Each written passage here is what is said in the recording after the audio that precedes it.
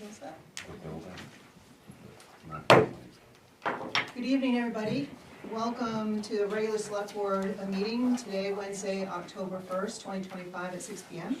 And we're meeting in the meeting room at the Bethel Town Office. We do have a quorum. We have a full board here this evening. We're joined by Town Manager Sharon Jackson and Deputy Clerk Bethany Danforth, in for Tracy Walker. If you would please stand and join me in the flag salute.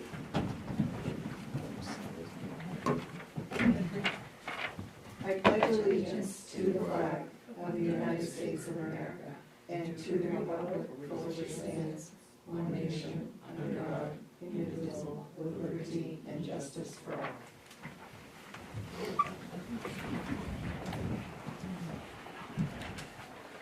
That brings us to number 3, adjustments to the agenda, and we have none this evening.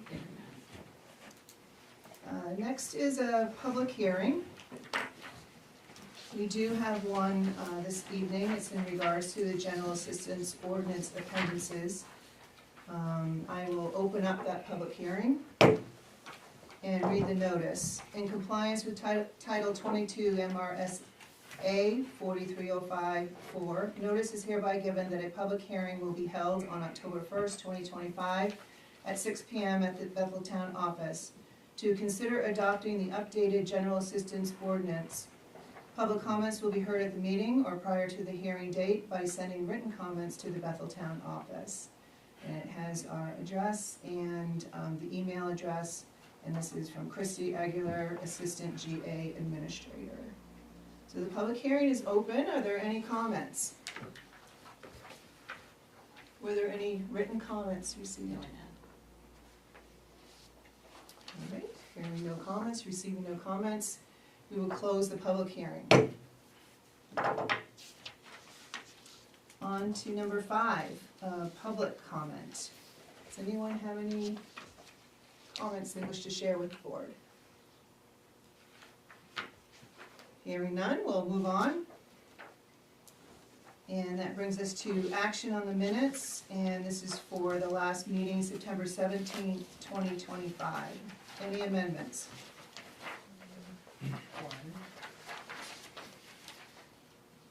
On page 3, I think there's just a typo in E. In the sentence it says Sharon went over the request and shared what the lawyer and assessing agent. It should be, right? It should be assessing. Well, I see. It's E, and it's the line that starts with Sharon went over the request. It's just a typo, or a... Accessing, I see it, okay. Any others? Just one for me, on item 12, there's just one more O in my name. It's the last O, there's a lot of O's there, but it does end with an O.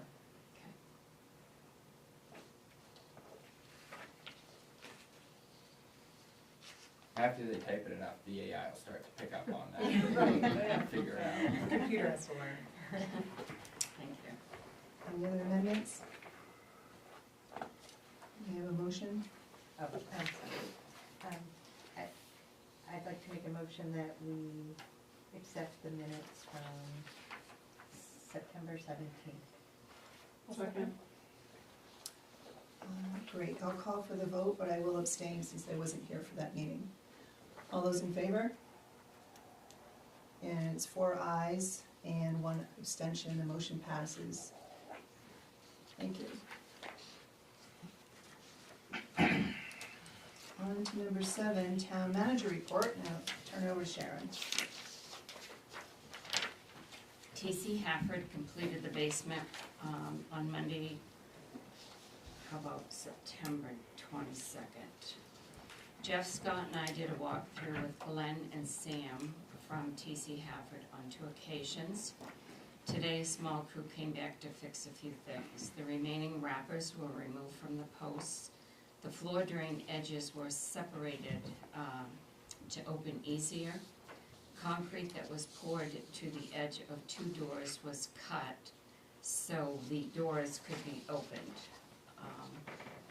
Sam also reviewed the 2 sump pumps with us. There's a primary and secondary pump with a backup, and there are lights to alert for proper operation, so we were all educated on how that works.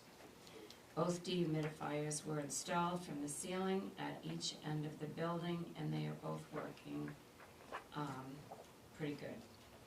The staircase from the citizen end of the building into the basement is being rebuilt by an outside contractor. The staircase was not in good shape and it did need to be rebuilt. There will be a pressure-treated platform put at the bottom of the stairs to cover an opening and blend with the floor. That section did not have concrete poured in it. It wasn't supposed to, but there was if you will, a hole in the floor. The bulkhead has been sealed to prevent water from leaking on the sides and the center of the door. October meetings, on the 7th, recreation will meet at 5:30. On the 8th, the airport board will meet at the airport at 4 p.m. and there'll be a planning board at 6 p.m. on the 8th. On October 14th, ORC will meet at 5:30. On 10/15, there'll be a special town meeting at 6, and the select board's meeting will follow. We're estimating at 6:30. On 10/22, the Conservation Commission will meet at 4, and the planning board meeting will be at 6. 10/28, ORC will meet at 5:30. November select board meetings will be the 5th and the 19th. December select board meetings will be the 3rd and the 17th. The fire run report for August is in your packet. Also a notice from Responsible Pet Care of Oxford Hills. They will be hosting a low-cost rabies clinic on Saturday, October 25th from 9 to 11 a.m. at the Norway Fire Station, 19 Danforth Street.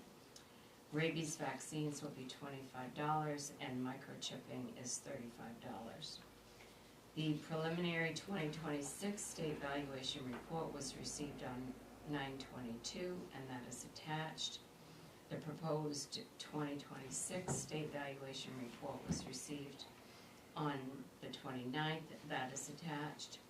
We received a one-time payment of $326.31 from the state of Maine DHHS based on the percentage of general assistance our municipality expended during fiscal year 2024. This was to help offset the increase in municipal general assistance costs. The highest amount given was for over $2.5 million. That was in Cumberland County for the city of Portland. The lowest is just under 5. The statewide total of this money given was $4 million.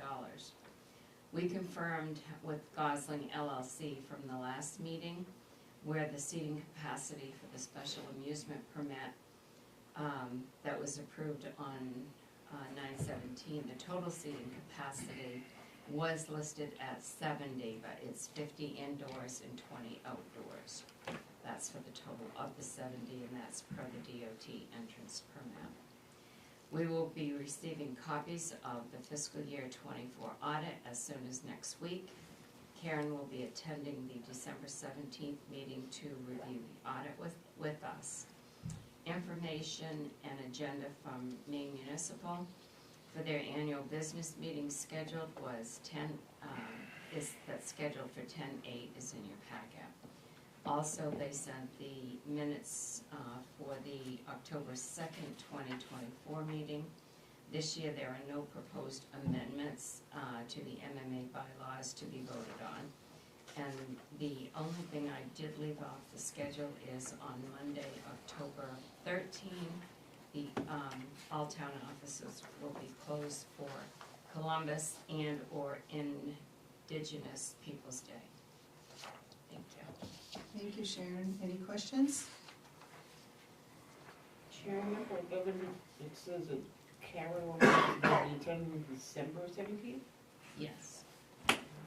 that is her first available, that she can be here. She's booked on both the dates that we meet in November and also our next meeting in October. Okay. Any other questions? Is it okay for us to stop in sometime and check out the basement now that it's all? Oh, yes, yeah. And then, I know we're gonna be talking about general assistance, I just, if our payment is only $326, does that mean our percentage is low of what we? We have a very low general assistance. You'll see on the report, we only issued like under $3,000. And the city of Portland, they got 2.5 million and change. Yeah. It's like,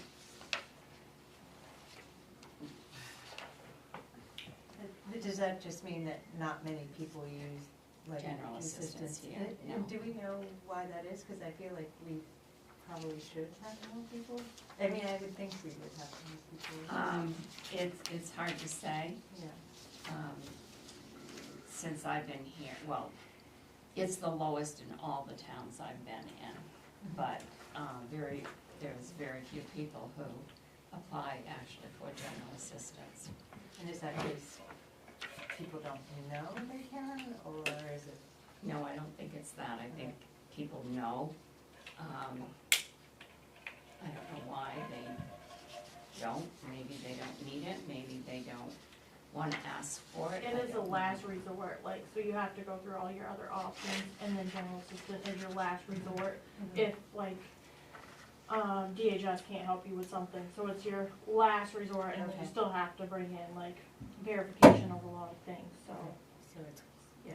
it's a process. Yes. But we don't even have people apply, so, I mean, that's the first thing, is people apply, and it's not that they're refused, it's that we just don't have the applicants. Do other towns have people who help? I mean, if somebody did wanna apply, and it sounds like it's pretty complicated, do other towns provide help to people who need to? We provide help too. Okay, right, okay. Yeah. So it's not just for Bethel people? No, anyone in the state can apply for general assistance, it's a state program. Some towns have more people applying than others. The money for Bethel or for Bethel people? How are people informed about it?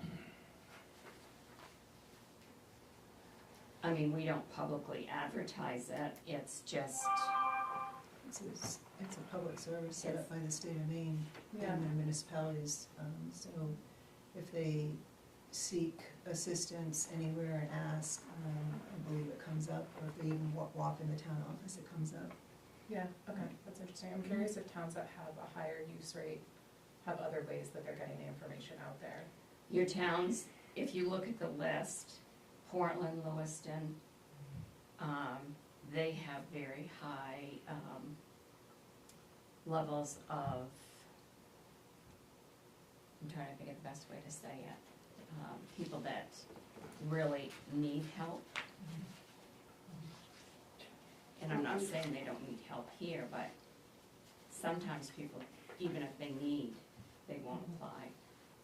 I'm kind of thinking that maybe the 211 number would refer them to the municipality also, wouldn't they? That's the Yeah, state. I think there's multiple ways that they can learn. Again, it's a state program that we administer, and, other towns have higher use. Portland was what, if I read it correctly, $23 million that they Yeah. spent. They have shelters, they have, other facilities that they're looking at. So it's basically for housing and food and things like that. Yeah, so Your we're light gonna, bill, we're gonna get into that, at the agenda item. So if you don't have any more questions for Sharon, we'll continue on. Okay. Thanks again, Sharon. Number 8, department head report, and like Sharon mentioned, you do have a written report, the fire run report from the fire chief. And that's it. 9, board committee report, and we have none. That brings us to the business items. So 10A, the first business item, I'm going to recuse myself from the board, so it'll be 4 voting members. And I'm going to hand the gavel over to the vice chair for this item.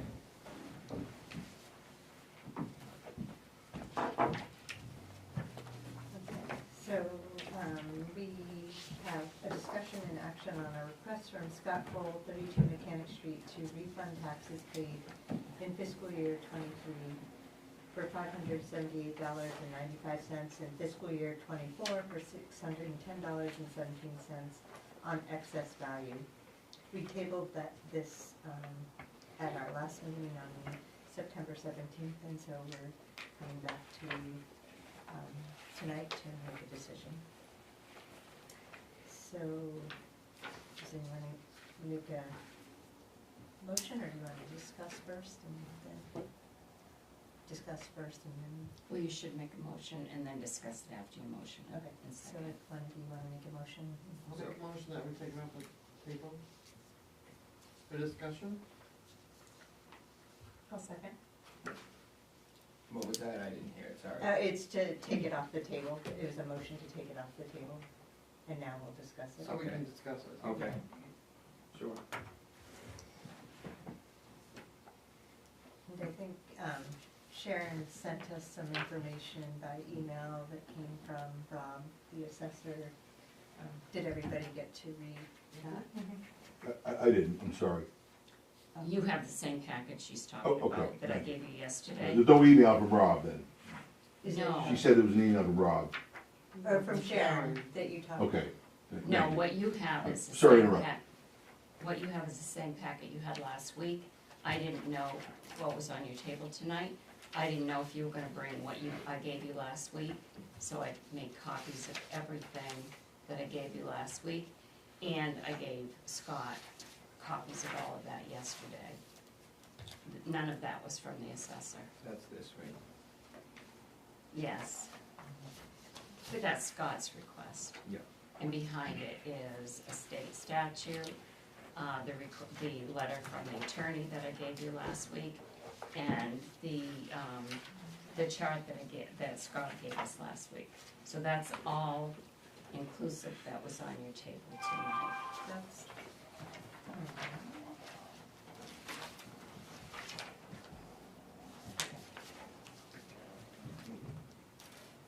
So we had a question, I guess I have it, let me go through it, what is it?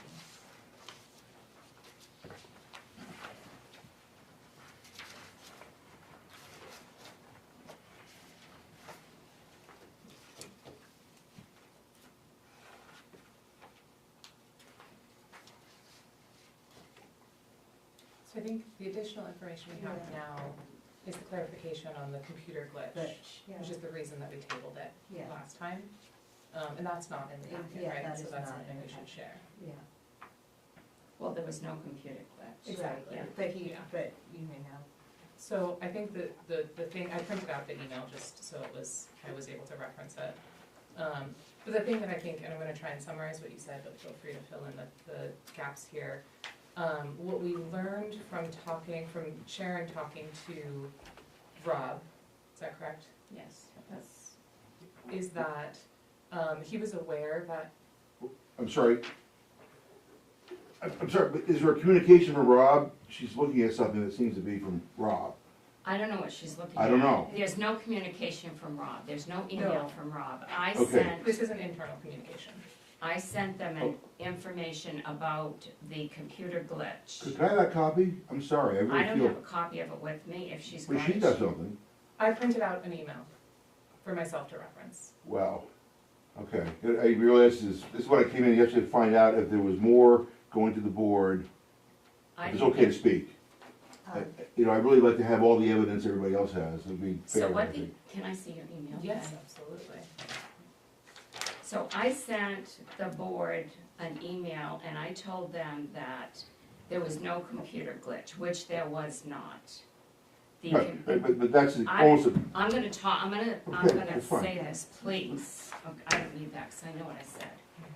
I gave you the packet that I made a copy of for the board. Yesterday, when you were in, I was actually working on it when you were in. This was not in it. I didn't even remember this, so I don't even have it with me. So what that is, I talked to Rob after you talked about a computer glitch at the last meeting, and I said, asked him what the computer glitch is that you referred to, and he said it was when we changed from Trio SQL to Trio Web, it didn't recognize that there were two cards, so there were two cards to your property and some other properties. And we knew this was gonna happen at the time that it did. When we changed to web, what it did was, it took the value from one card and added it to both cards. So your property this was value, explained to me by Robbie, but I really, I explained it to right, the but now, I mean, the board's not looking at gonna things that I talk. don't, and go ahead, Sharon, you know, Sorry, I just want, we tabled it last week because we didn't really understand the part about the computer glitch, like whether it was, we just didn't know what that was, and so we needed more information. And so Sharon did get us that information, that, as Sharon was saying, in 2025, I got the gist of that. yeah, But I guess I'm a little concerned that you're looking at information that I'm not aware of, and that's actually not quite what the story is, so I guess I'd like to, in fairness to evidence, if I, I am going to tell you what the evidence is, Well, I'd like to see because what we else. know it, you don't know what it is.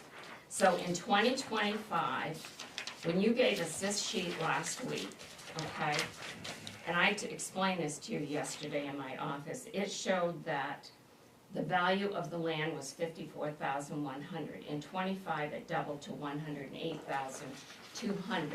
That was from going to the SQL Trio to the Web Trio.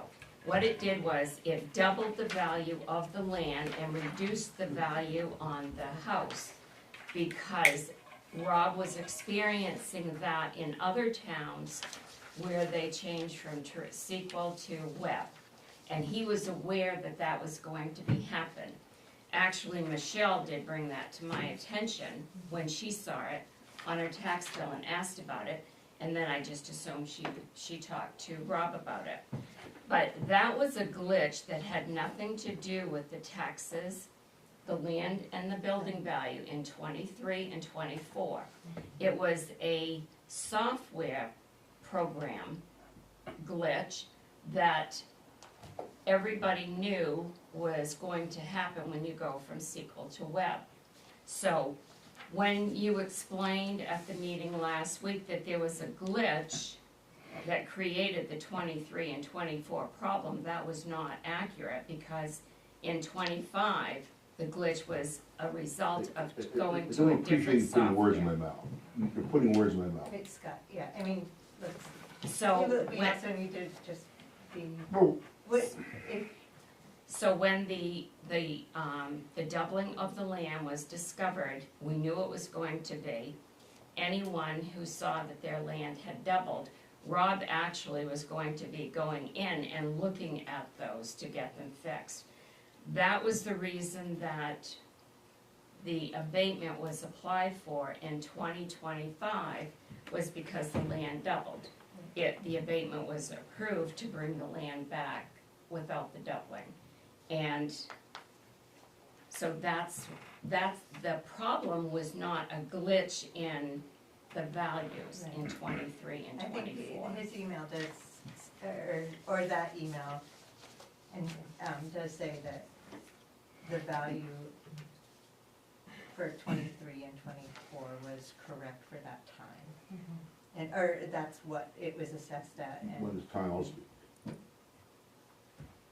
So my take on what I have seen, and I've had some conversations with Sharon and with Rob, and, you know, read all these, is, to me, the computer glitch is what brought the issue of 23 and 22 to the forefront, but obviously did not cause the number that we see in those tax years. I basically spoke with Rob and just had him try to explain the assessing process, because it's not something that I'm familiar with, but it's something that we all deal with, and I've dealt with more recently with banks, and HELOCs and mortgages and anyways, but what I see is, and what I think to me was odd, is that the value dropped, and it was, and I don't have the exact number, but we obviously know it was 45,000 or something like that, that the value dropped, which to me didn't make sense because there were no significant market changes, and yet the project was slowly moving along forward. So I just experienced this with my own house and the bank, and one bank assessed it up here and the other bank assessed it down here, and it's like, are you guys using the same table? I mean, I would expect you to be somewhat close, and anyways, they weren't. So I guess when I spoke with Rob, what I got out of this is that it was how it was assessed previously. And it was assessed as, my understanding, and Sharon, correct me if I'm wrong or if I'm using the wrong terminology, is that it was assessed as a full living space over a garage or apartment over a garage. And when Rob went back and looked at it in '25, it was assessed as a living space over a garage because it doesn't have a full kitchen. Is that correct? That is. There are no fixtures, there's no connection to the street, Right. and the prior assessors, different company, they were invited in and they went in and looked around. With your permission, Sharon said that, gee, the other assessor had different practices, he considered it complete, even though when he was there, it wasn't complete. And then Rob, that's just how he does things. Well, I'm a victim of somebody's artistic talent, so. So that's where, Yeah, I don't that's think where, we can, Well, I guess that's where the question is, and I'll explain to the board how I'm gonna vote, and everyone can obviously vote however they want, but, that was kind of my question, in the end was, is this an error in assessment or an error in valuation? Or my understanding is we can't correct an error in valuation. We can correct an error in assessment. I have not really figured out a clear definition of what those two things truly are. That makes sense, I guess, to me. To me, when you have an assessor value something as if it was a fully completed project, or as if it was an apartment over garage, and it's not an apartment over garage, that to me is an error in assessment, and resulted in the valuation being higher than, in my mind, it should have been. So for that, I would support an abatement to Scott in this, but I also understand the definitions and how those work, and but to me, I guess that, I'm just trying to simplify it too. I mean, obviously, we all vote how we want, but I'm trying to put myself in the taxpayer's shoe. If I was in Scott's shoes, I would want an abatement, because it would be really frustrating to me. And again, I just went through this with a couple banks, and it's like, wait a minute, my house is it's a year older, we put more money into it, and one bank's evaluating it for less, significantly. So I guess when I look at a government entity, it's frustrating for me to think that a taxpayer, that the town's valuation could swing so much in just a short period of time without drastic worldly events. So for that reason, I would support the abatement request. I mean, the law does say that municipal officers may not grant an abatement to correct an error in the valuation of the property. So I feel like that, it seems like it's an error in valuation, because the valuation number, or if it is, I don't know, it's not necessarily an error, it's just a different company. I mean. And that's where I was hoping to get more I clarification. don't know, I from feel the like, attorney. I don't know. Like, it seems like a bigger problem that we need to figure out, but I don't. Yeah, that's a complicated piece, because, reading directly from, if I can finish, hold on one second. I'm sorry, Reading directly from It's the tough law, here. I understand. It's tough Reading here. directly from the law, we're seeing that it says that we can correct an error, an illegality, error, or irregularity in assessment, but not an error in valuation. And the definition of assessment versus valuation doesn't feel quite clear to me. And I see your interpretation of that.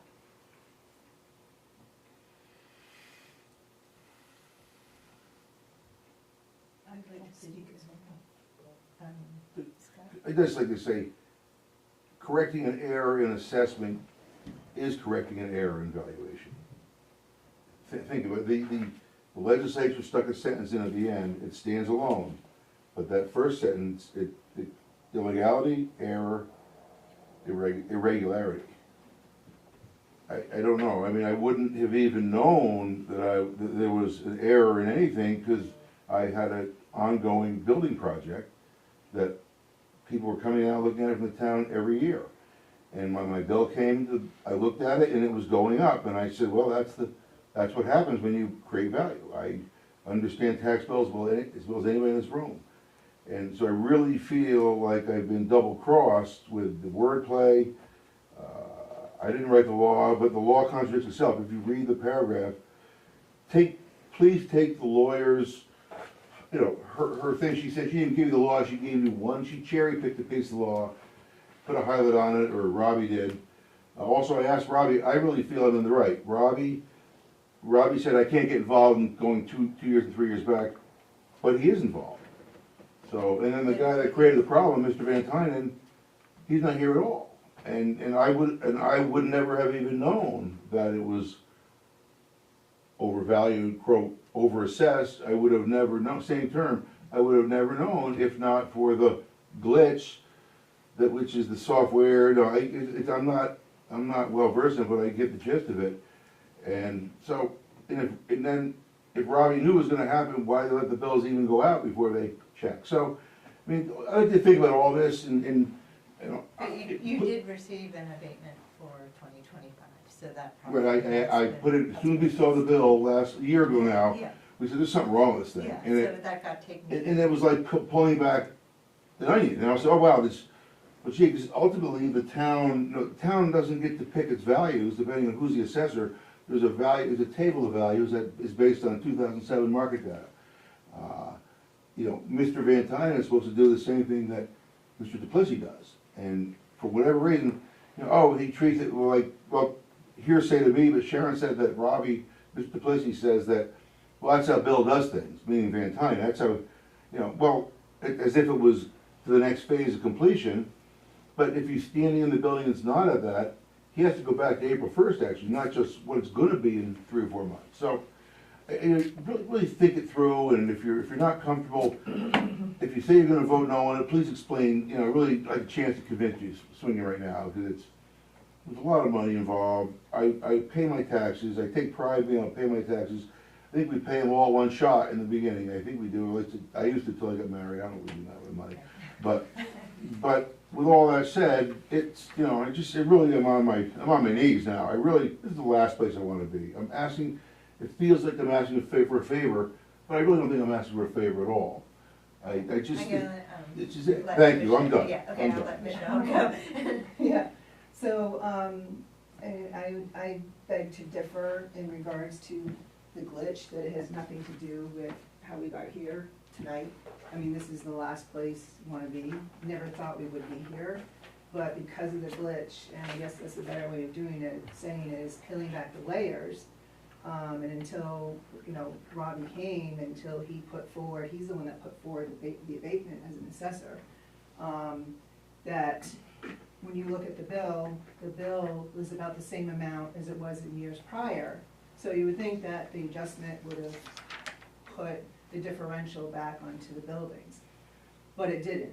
And I would say that because of the glitch, we would never have known otherwise. We would have kept paying our taxes like we usually do and wouldn't be sitting here. So to me, that is a huge irregularity in how we process, and whether you want to call it an assessment or a value. The assessors, did all this for the first year. So that's why we're here for the year 2 and 3. And that's where I would say that it's just there's a regularity that I don't know if you would find very many other times.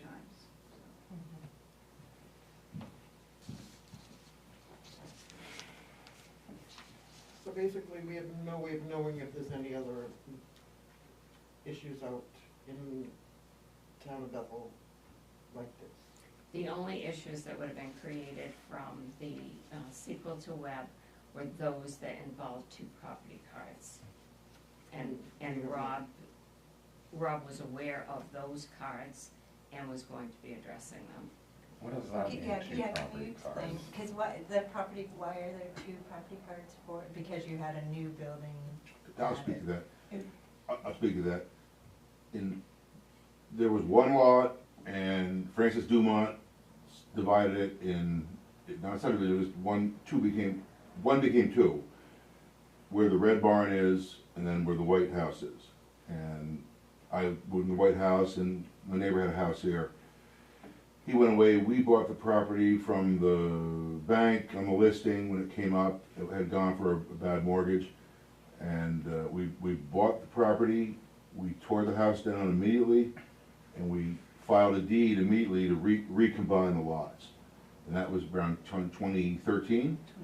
That was entered, the deeds come from the registry, they come up here, the assessor, that's part of his job, and updates the deeds. So it's been on the books for years as one lot. And again, this business with, not involved, I've not worked here in 16 years, but they talk about webs and this and that, it's software, I don't know. That's what happens, somehow it reaches back and looks at deeds, I don't know. Once in a while, lots get recombined, and that's what happened on McCadden Street. So because there were two cards at one Yeah, I time understand. on this, it picked up Right. the same value and added Yeah, it twice, I- because there I- were two cards. I got that. But then, that problem though is very different from the valuation being different for the 3 years. Mhm. And so, For the previous years. right, so I don't, that's where I don't feel like it's weak, like if there was. So what Rob explained to me is that the building had initially been assessed as an apartment over garage, and I could be using the wrong terminology there, but apartment over garage meaning bedroom, living space, the works, and it's not, it is a living space over garage because it does not have like a working kitchen and plumbing. So when he did the assessment in 2025, he assessed it as a living space. Yes. So, And that would be because Scott went to planning board with plans as to what he was gonna do. No, I never went to planning board, I drew a permit. It's residential. I drew a Oh, permit. all right, I'm sorry, okay. The town was there every year, and then you have a different guy come in response to something's wrong here, the acreage is doubled and values are changing up and down, also the building value drops. And I had always said all along, given my notoriety here, please, I wanna be clean on this, and, I opened the doors, and Van Tyne put one of them in, but finally when the town, your agent came down, or a different one, said, no, my predecessor got it all wrong. I didn't know the difference. I mean, if I had complained, I would have gotten, it's just construction, Scott, that's what it would have been. They would have said, you know better, Scott, you did all this stuff, so I saw my numbers go up. I just assumed it was appropriate. But in the end, your agent, the town's agent, had said, no, the value never was there, so. What was I gonna do? Van Tyne though assessed all buildings, right, in Bethel, those 2 years? Yes. So, I mean, it's consistent with all, Except the ones he missed. Natalie Andrews told me that he missed a number of houses, so houses sat out there for years and didn't get taxed. So, I mean, he's missing, you're victimized, is that for, is that? That is true. Is that assessors? So I can, there's, I mean, as an assessor, the assessing agent is the reason why we're doing a 4-year look for the valuation, and so to make sure he catches them. But I just want to get back to what RP's here. So there, what you may or may not hear, the argument is that year 2 and year 3 a higher value on the building, that Scott and myself should have come and complained in the years that it happened. But again, I go back to the glitch.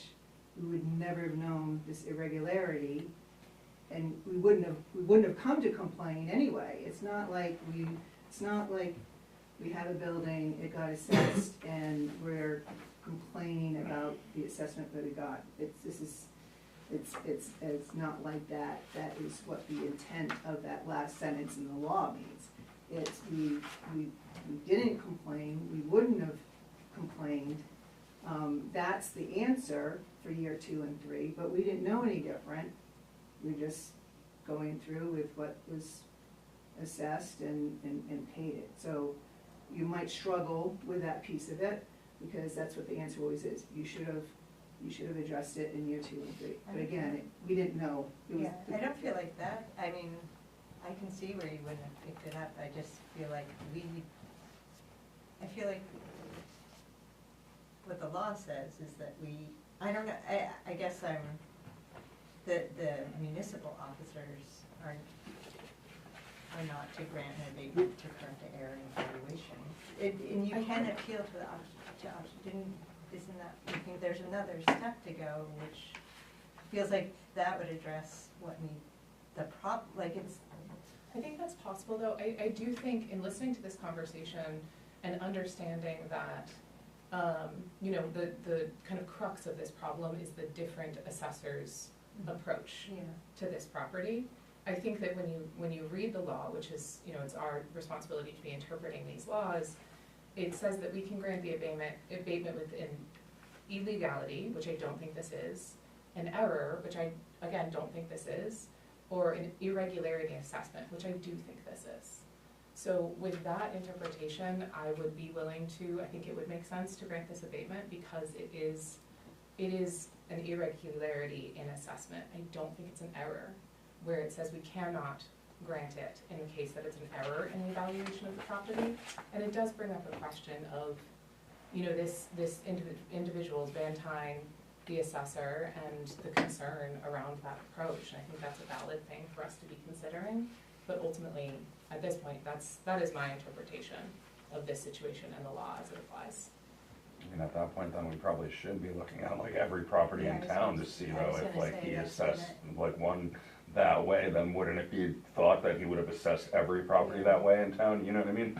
Where, It opens that can. you know, and I mean, it potentially, there are potentially ways to get your property assessed by someone else to then have that debate of like whether there was an irregularity or whatnot, you know what I mean? Or, but without like an alternate opinion coming in from an alternate assessor to begin with, which maybe would be on the people that, on Scott, I guess, right? To try to find that contradicting assessment. I'm not exactly sure. Can I raise a point? If, under law, if you don't raise an issue within 185 days of the tax bill coming out, your window closes to appeal. So if you're worried about other people, their window's closed. Your lawyer said, well, make sure his thing is timely, but once you can hold on to that year 1, the law lets you go back year 2, year 3. But unless there's somebody else out there with a pending abatement that's already, they've filed within. Right, I mean, I guess no 6 one in months. town would have known about this glitch though, right? Other than you sit here in the town office I and. know, I think we have, just. Thank you. Yeah, we have Yeah, to, he's like, not grant on, you- I don't know who he is, but you know, I just like to get my money. I think it's fair. Thank you, I'm done. Does that impact, though, I think that's a good point, but does it impact that the abatement was approved for this year 1 for a completely different reason? And so does the reason for the abatement for the other years, do we hit the statute of limitation for that reason? We That brings we it up, can go sir. back 3 years. Oh, we can, okay, so this is The assessor, the time limit. the assessor can only go back whether 6 months or a year. Mhm. Because that was the way I understood things. Yeah. So, is there, can I make a motion, or do we want to? Yeah. No, I'll Or make, Pat, did you oh, want to say? sorry, go ahead. I'll make a motion to grant, the request from Scott Cole at 32 Mechanic Street to refund taxes paid in fiscal year 23 in the amount of $578.95, and fiscal year 24 in the amount of $610.17 on excessive value. I'll second it with the understanding that it's because of an irregularity, not because of a computer glitch. An irregularity in the assessment. I don't believe that anything to do with computer glitch. Yep. Makes sense to me.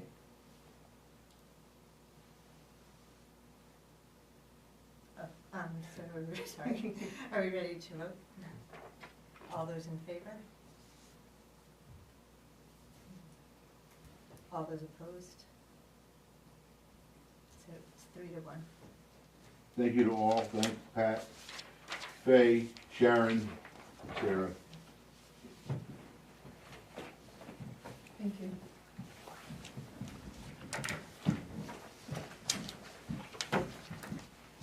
Now you can come back to the dark side. I feel like we should potentially be telling the whole town though about this. You know what I mean? Nobody outside of this room would have known about the computer glitch. I wouldn't know about the thing. I'm not gonna say anything. The computer glitch is addressed. Yeah. That's been, Yeah. he's followed up with everyone who would have been affected by that, so that's Okay. been You were completely not. addressed.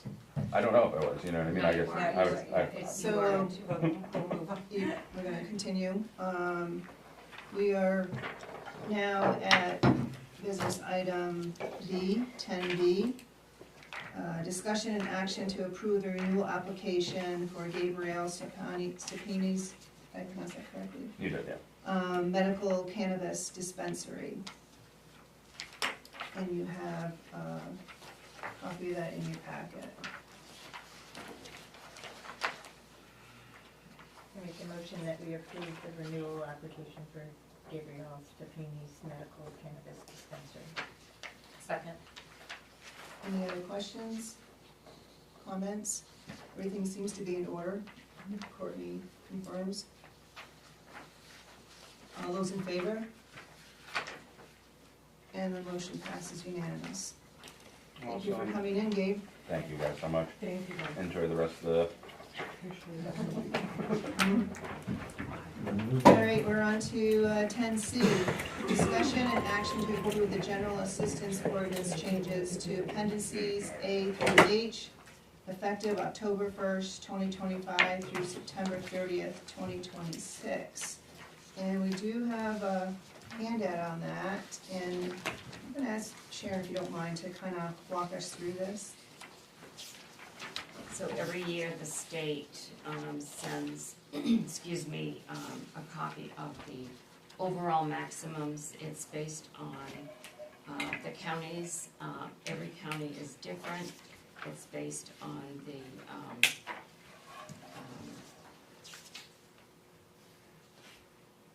number of households, people in the households, and they give us the documents telling us what our limits are. And so, people who apply, we have to use these charts to go by, and, the appendices are changed every year, based on, the factors, for, cost of living and everything else included it, and, low income. And so their appendices A through H are generally increased every year for the standards.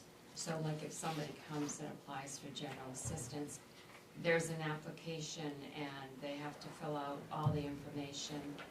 That is checked by the assistant who does the general assistant application here.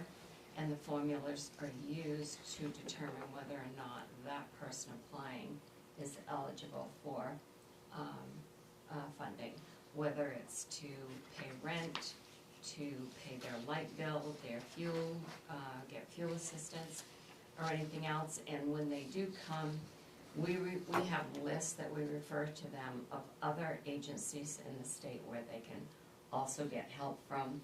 Community Concepts has a fuel program through the state, but there are many others.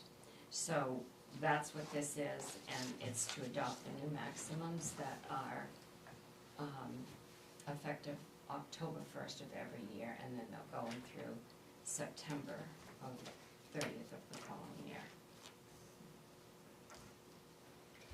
Questions? Yeah, I have a question, why do we have to vote on this when the state says this is what we have to charge? It's a state law that you have to, that's why they send it to you to, We have to approve approve it. what we have no say in. Well, yeah, I guess it's the same thing, you have to approve, to issue the school checks too, for their warrant, even though we don't vote on it.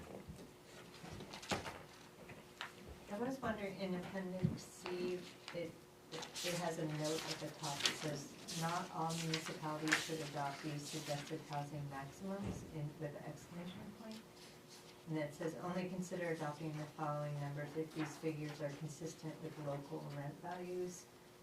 Do we know if the values are consistent with local rent values? I don't know the answer to that question, it's know, never then- been asked. I know, so I like, it's pretty like bold, like, don't do this unless, and then it said, if not, a market survey should be conducted and the figures altered accordingly. Is that something, I guess so few people are using it, but I wasn't sure. They reimburse us for 90% back of what we pay. So if someone's eligible for $500, we pay that, and the state, we have to do a report every month. The state will reimburse us for 90% of that. And we can establish our own maximums if we wanted to. But in reading on page 2, which helped me a little bit kind of answer Pat's question, why do we have to do it? Because it's the general assistance law at the state, and I think what it does is it puts a element of fairness in it. So if you do have someone come forward that maybe you don't give them more than the other, that's how I read it. Well, and I think you're absolutely right. That's the reason for this, is so that everyone is treated using the same formulas, the same maximum, whether they have 1, 2, 3 family members in the house. So if you establish your own, it kind of takes away from that. But yes. Yeah, no, I can understand that part, but part that we have to say yes to something that we don't have any say in. It sounds like we could change Well, at least the housing maximum, okay. but we're choosing not to. I mean, we could do a market survey, but Well, maybe also if it's covered, if the state covers only 90%, we are paying 10%, so maybe we just have to be, it's essentially saying we're okay to pay the 10%, because that is coming from taxpayer money. And if they're not eligible, they are denied. If they're eligible, then what they're eligible for is paid. I do have, I think this all sounds good, but I do have, I continue to have some questions about the use of it. And, I feel like there is a need for this kind of support in Bethel.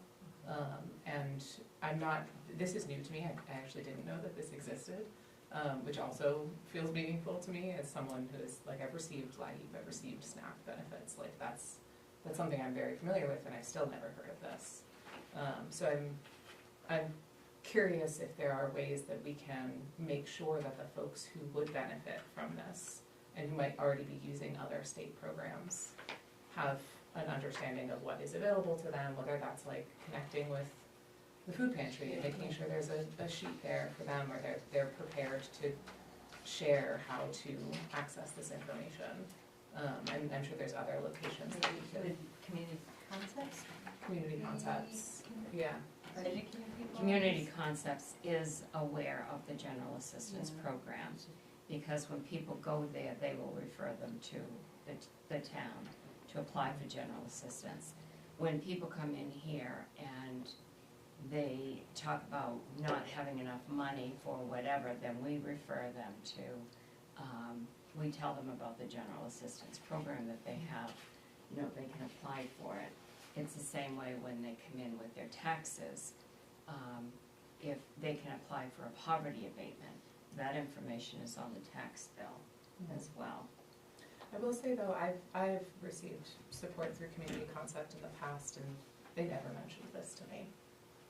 So, and things changed, that was earlier in COVID, so things are different now, but I think that making sure that this is presented in multiple formats would be really important for folks to take advantage of it.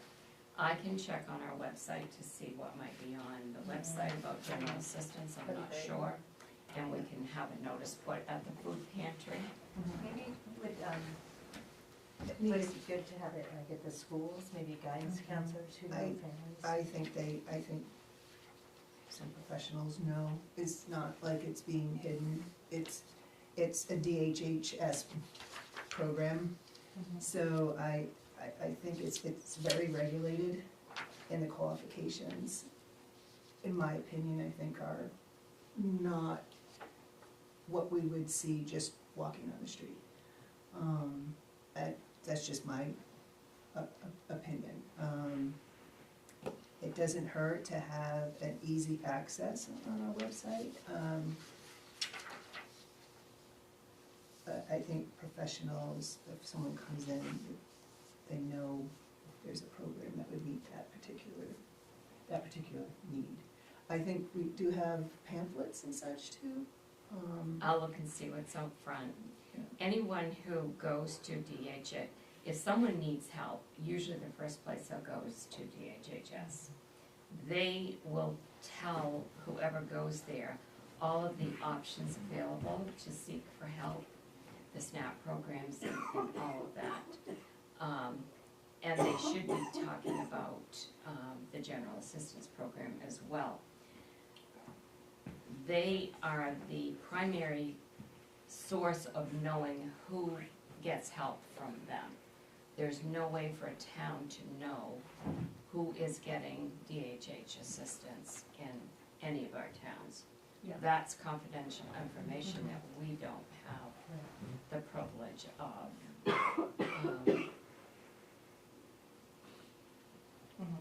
Yeah, I think that makes sense and is appropriate, and I think all I'm getting at here is I think it would be beneficial for the townspeople of Bethel to be able to think about places where folks are seeking help in our community, which we know is, we see this in the food pantry, there might be other places that we can consider and make sure that they are equipped to direct people to this program whenever appropriate. I'll check and see what we have on our website. I can't answer that question right now.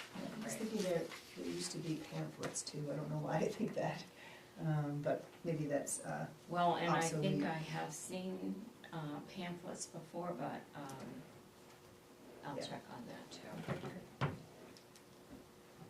so what are you, your thoughts, are you at a place to take any action?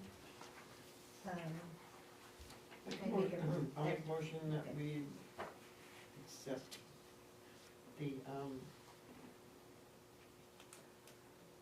general assistance ordinance.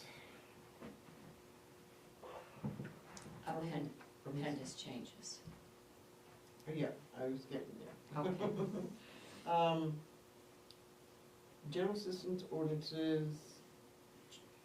changes to appendix A through H effective October 1st, 2025 through September 30th, 2026. Second? Any other questions or comments? Hearing none, all those in favor? And the motion passes unanimous.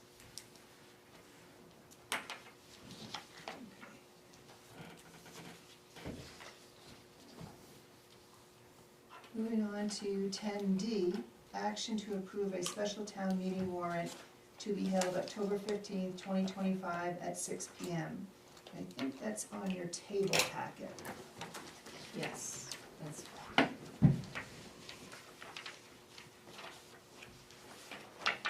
so I marked draft, a draft stamp on it. And I can explain what I've given you. You want me to? You're right find it? I'm looking at it.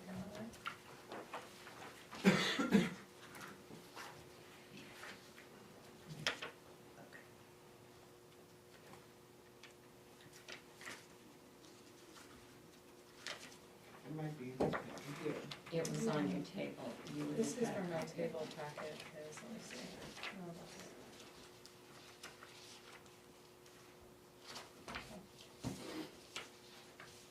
I'll check here, but.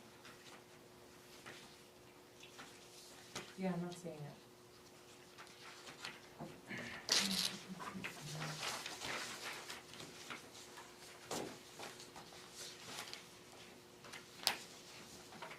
Okay, I just look on the view pass. so Article 2 is what we just met on with the Budget Committee Monday night, the Select Board and the Budget Committee joint meeting. And that was to, you have that, okay.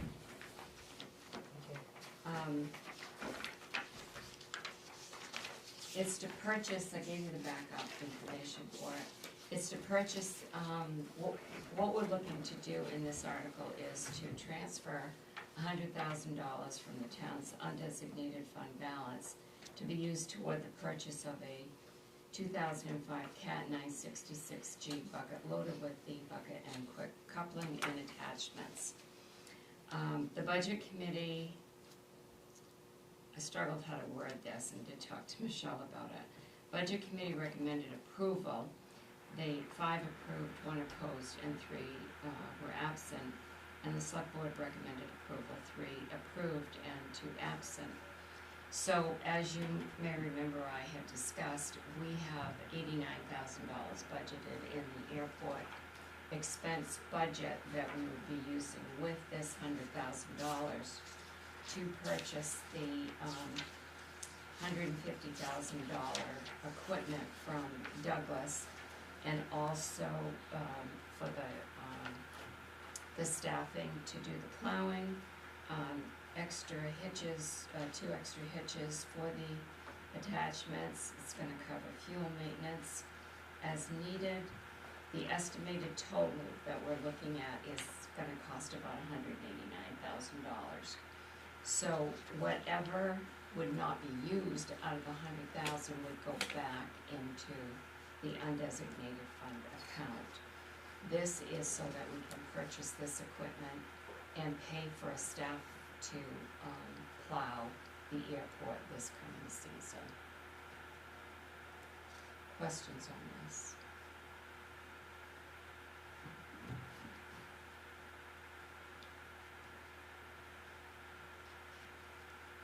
Any questions? Okay. So it's been really my last one, I think. Okay, so Article 3, I added here, and if there's any changes on this warrant, additions, deletions, changes, it's on my computer, I can just go make the changes. The reason I added Article 3, I gave you a copy of a printout showing the location of the property. This week, someone from Vernon Street asked if they could have, the applicant is seeking a utility easement over the sewer pump station located between 91 and 97 Vernon Street. This is for the above-ground power lines to access a new single-family dwelling located behind the pump station and an existing garage. CMP has suggested to the applicant that they seek an easement for the easiest access to the parcel from existing poles. The final plan would be to come off existing power poles on Vernon Street and continue the overhead power for 3 poles up the driveway before going underground into the home. So, in order for an easement to be granted, we would have to go to a town meeting to get a town meeting vote to do this, because that's required by law. That's how easements are given. The way the article is written, after discussing it with the attorney, it allows for two different things. One, it would give the authority to the select board. There was a bug that keeps flying around, I'm sorry. This would give the authority to the select board to make these easement decisions, rather than every time a private citizen wanted an easement to have to wait until a town meeting. And because this request came last week, I thought it would be good to look at it, to have the article address this issue by giving the permissions to the select board. The same information would be provided to the select board as would be required to be provided at town meeting for an easement. But if someone comes, like this person did, needing this easement from CMP over our property, they would have to wait now until after the June town meeting for this to be on a warrant, or anybody else. So this would give, the way the lawyer drafted it, this would give you, the select board, the authority to do this. I will tell you, this is common practice to do this way, to have articles on a town meeting warrant. I am very familiar with them. The second part of the article allows for easements to be given if the town needs an easement.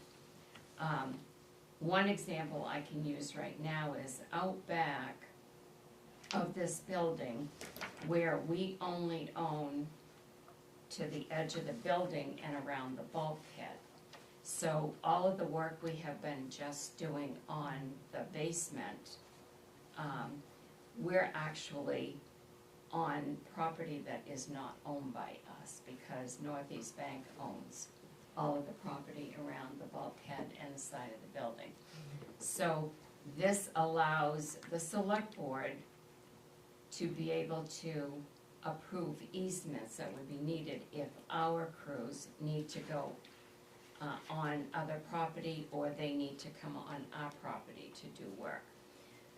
So I put this on here to see if you would be willing to approve this article, so that it gives you the authority to make these decisions based on the information you're given, rather than having to wait a year if the, for a town meeting vote. In the case where you're talking about how the trucks were on the Northeast Bank property, wouldn't they be the ones who are giving the easement to us? They would have to give us an easement. Okay, so we don't have the authority to say you No. have to do it, so, No. okay, I was, the way it's But stated. if it were reversed and they needed to come on our property to do some maintenance, Right. then we would have the authority to give them an easement. But we don't unless it's approved. An easement can only be approved by a town meeting vote. Except for the utility easements like CMP that are in the right of way. Is that why we're able to say yes to those? When CMP comes and they put up a new pole, they come to us to sign off on the Yes. easement.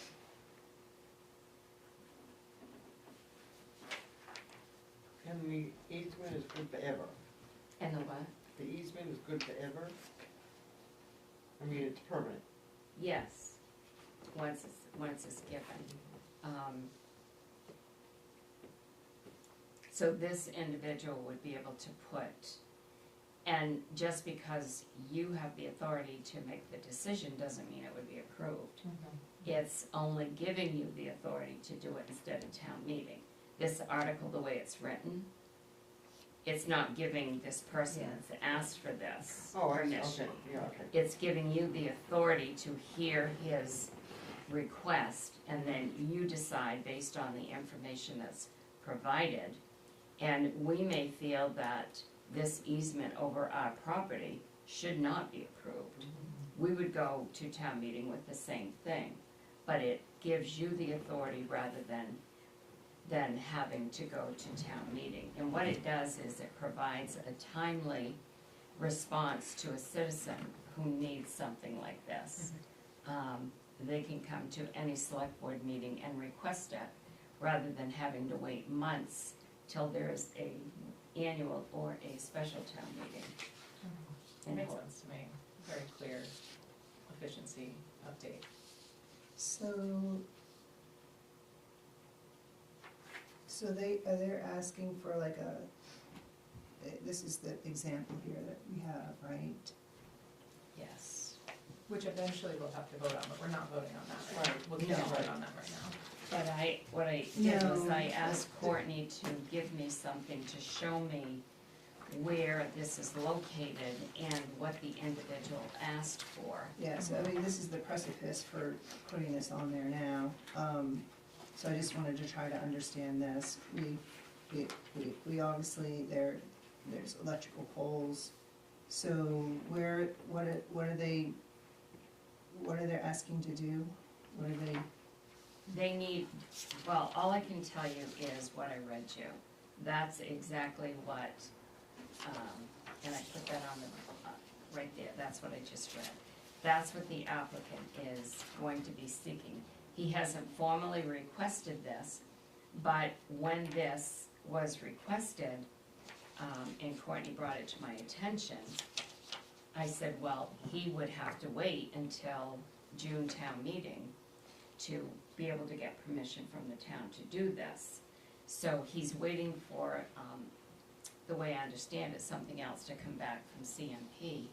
And then if he requests this, instead of having to wait until June, he would be able to come and ask you for permission to do this and present his case. It may be that it's not in the best interest of the town to grant this. It may be that it's not gonna affect the town, but the permission would be with you rather than the town meeting, and it would enable him to do what he needs to do sooner than later. My guess is that he's probably gonna want lines to cross overhead. Yes, To cross the property would That's be it. the guess. that is correct. When the time comes. And so when Courtney gave me this information, I said, well, the other thing I could do is we could ask Mary to draft a article to go on this special town meeting warrant to give the select board the approval. I mean, in Oxford, there's a standing article that's there every year, and it's for the second part of this, to allow the town to get easements across property if they need it. So, you know, it has a dual effect, both of them. And then if you look at the bottom part, what Mary wrote under the article was, the difference in the two categories is that they be given an easement over town land for the utilities and likely accepting an easement over someone else's land for a construction project. So it does, this article does dual things, but the basic thing it does is it gives, the town can vote to give the select board the authority to make that decision rather than having to go back every year. It's the same thing that an ordinance would do. An ordinance or a code would give the select board. And we have codes that give the select board the authority to do things that are normally required by state law to do. So that was the only reason I put it on here, to expedite easement situations if they're needed outside of having to go to town meeting or special town meeting. Would this be relevant, like is this in perpetuity, or would this have to be re-voted? Would the approval process have to be re-voted on at the next town meeting? You wouldn't have to, This would be in perpetuity. yeah, but some towns do have articles like this on every Right. town meeting warrant. But that's not what we're proposing. Right. No. So for me, I'm comfortable having this on the warrant for the 15th. I understand cause and effect of it, and maybe more comfortable with it at another time. But the only conversation we've really been having about this is right now. And then to immediately put it on a warrant. Giving away easements, I mean, they're in perpetuity. You give an easement over town land for construction projects. I mean, what happens when the construction project is done? There's an easement. But isn't this not having to do with the easement itself, but with us being able to grant it? It's us being able to grant it and not go to the town to say that they will grant. You know, the town in the code for easements, selling town property, because when you sell easement, that's town-owned. It goes to a town meeting format. And it's in perpetuity. I would like to look at it some more and digest it, and, you know, for this particular gentleman with the power lines, it looks like he may have other options. It's just that they were seeking the easiest way.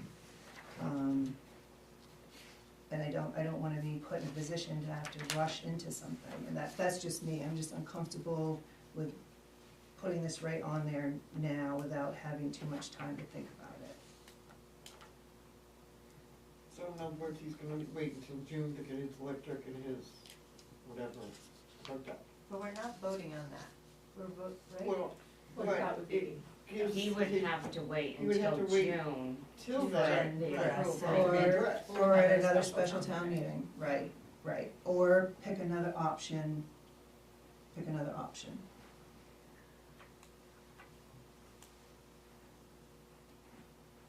you're saying that this is a common method for many select boards to have that approval authority? Yes. That can be a blessing or a curse. Yeah, sometimes. right. Absolutely. Well, it is, but I mean, you are the decision-making body also, and, I mean, some codes give the select board the approval to make decisions outside of town meeting, that if town meeting is required. This really is the same thing. But it's, I know you've never done it before, it's your choice, but it's not uncommon to have it voted on by the legislative body to give this approval to the select board. You're going to look at the same request as that would go to town meeting. I think in my opinion, because it's a question of use of town property, I think it feels appropriate to be in like the realm of the select board to do the due diligence, to understand how it would impact the town property, to be able to make that vote. And it honestly feels like a lot to ask townspeople to weigh in on that, because it's specifically town property. And not saying that there wouldn't be really helpful feedback, I'm sure that folks would have helpful insight, but I respect your not wanting to move too quickly on that. But to me, it does seem like an efficiency piece. That's really the gist of it. Yeah. And an easement is a tangible thing. It gets recorded. It's, and I would tend to disagree. I would discount the townspeople. If it makes sense to them, it makes sense to them. If it doesn't, it doesn't.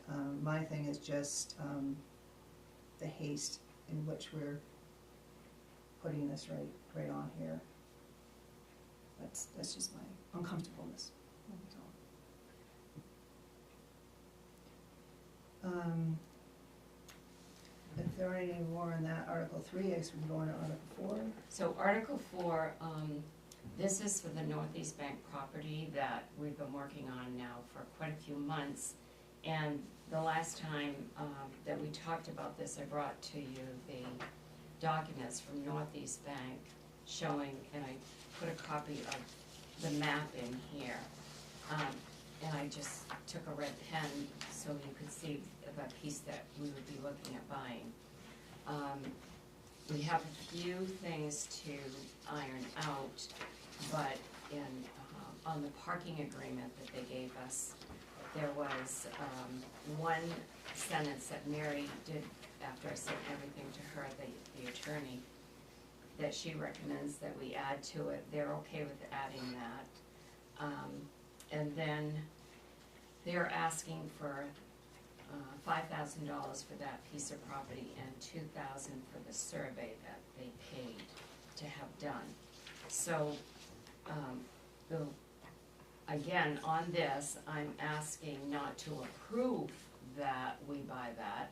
It's to approve giving the select board the authority to enter into a purchase and sale agreement with Northeast Bank for the purchase of that property under such terms and conditions as you deem advisable, and to execute any and all documents, and to use up to $7,000 from undesignated fund balance to be approved by the municipal officers and budget committee.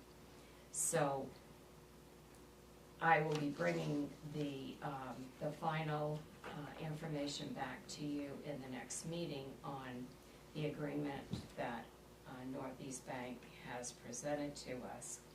If this were approved, then you would be able to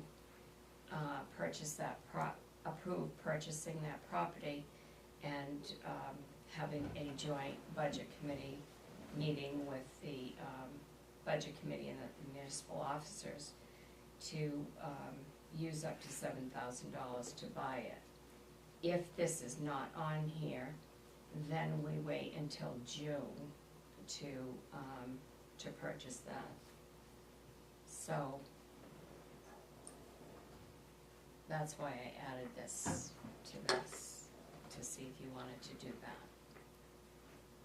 And in June, would it be the same article, or would it be that No, they it- would just, the it town wouldn't. would decide to use the money? Yeah. Well, it would be to purchase the property, because for those of you who are new, the town, state law requires a legislative body vote for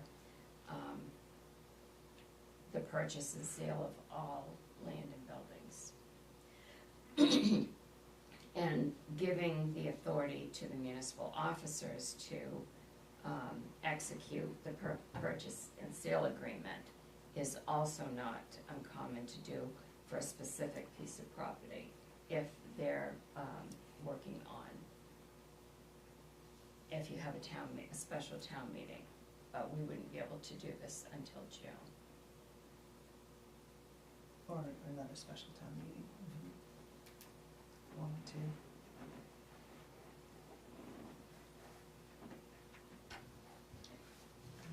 It's a shame.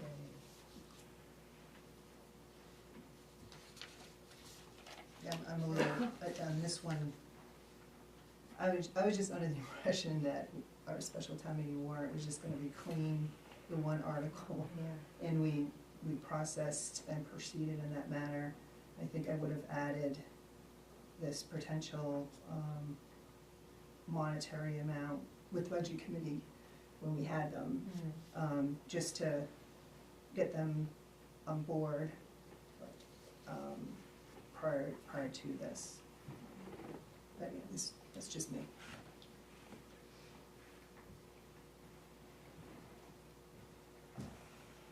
Yeah, that makes sense. I don't know, on Article 4, I'm kind of torn because I think it's really a town decision to purchase town property. So are we gonna vote on the articles individually, or are we going to vote on it as it's presented? I just want you to tell me what articles, you can do it any way you want, what you want on this warrant, and I'll go make the change and print it out so that I have the one for you to sign. Okay, Right. then, I guess let's take them individually. Does that sound, good? Okay. Do you have more questions on them? Okay. So I'll make a motion to approve Article 1 to choose a moderator to preside at said meeting on October 15th at 6 PM. Now second. All those in favor? Okay, motion for Article 1 passes. I make a motion to approve Article 2 for the special town meeting on October 15th, held at 6 PM. I'll second. All those in favor?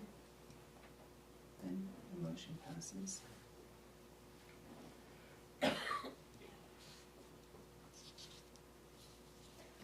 make a motion that we approve Article 3 for the special town meeting warrant to be held October 15th at 6 PM.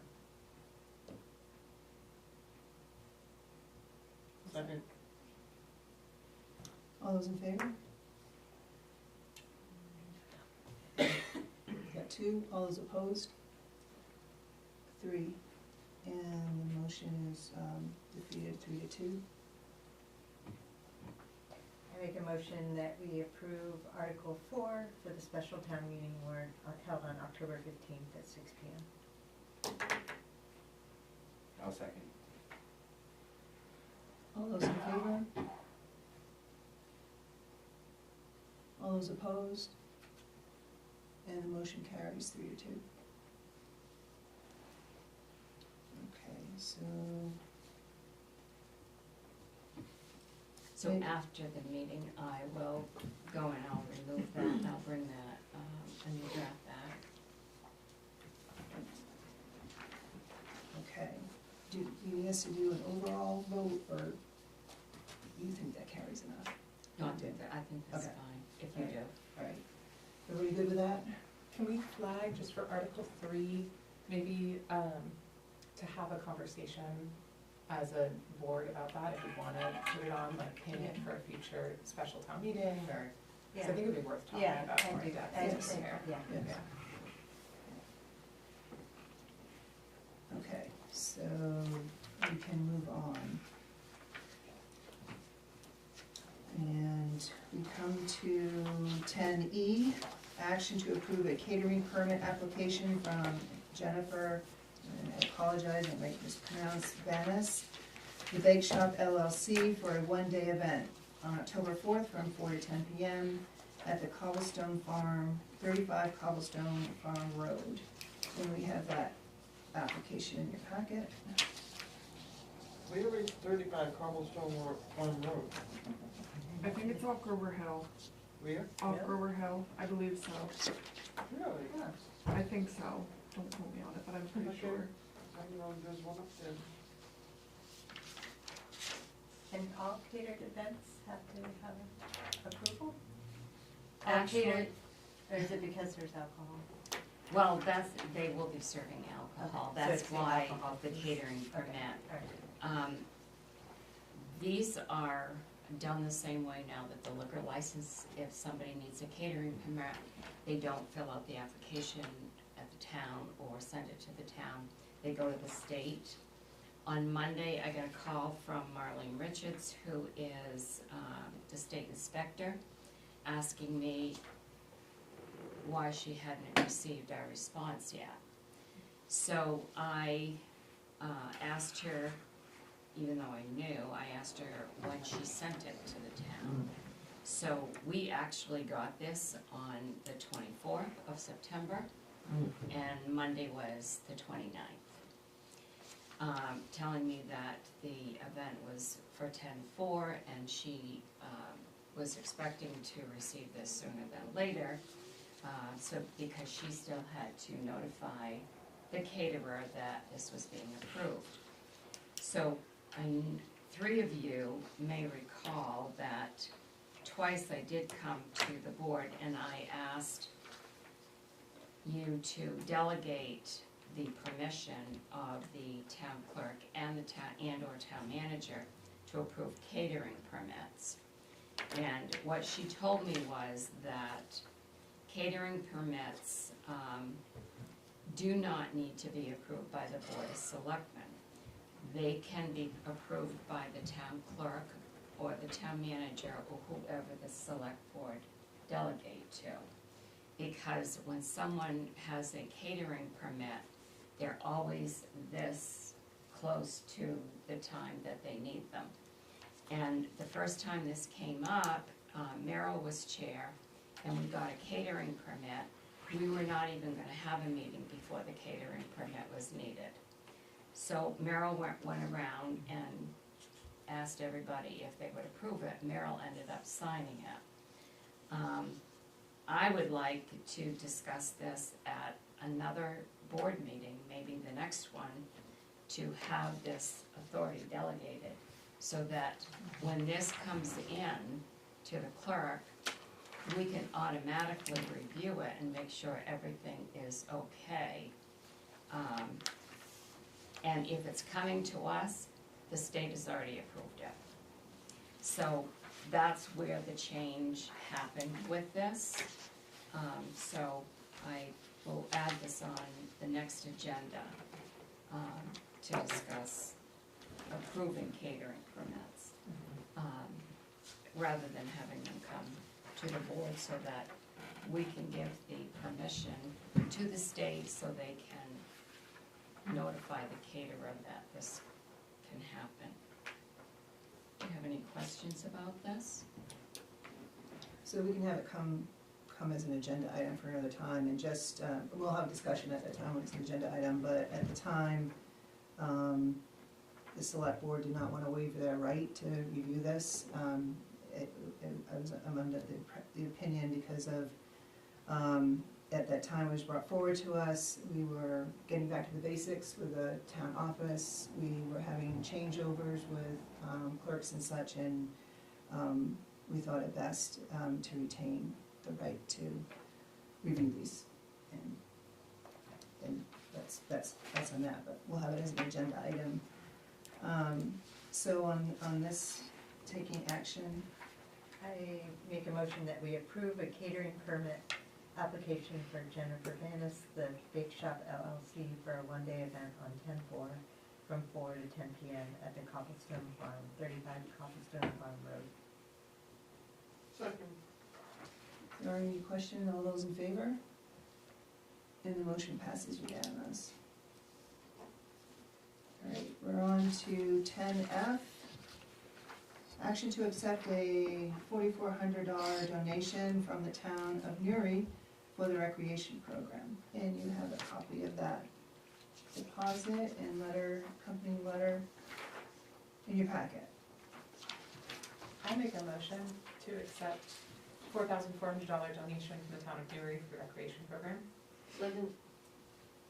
Any questions or comments? All those in favor? And the motion passes unanimous. We have discussion and action to approve 13 supplemental sewer bills. And you have those supplementals in a chart form in your packet. And I'll turn it over to Sharon and Emma.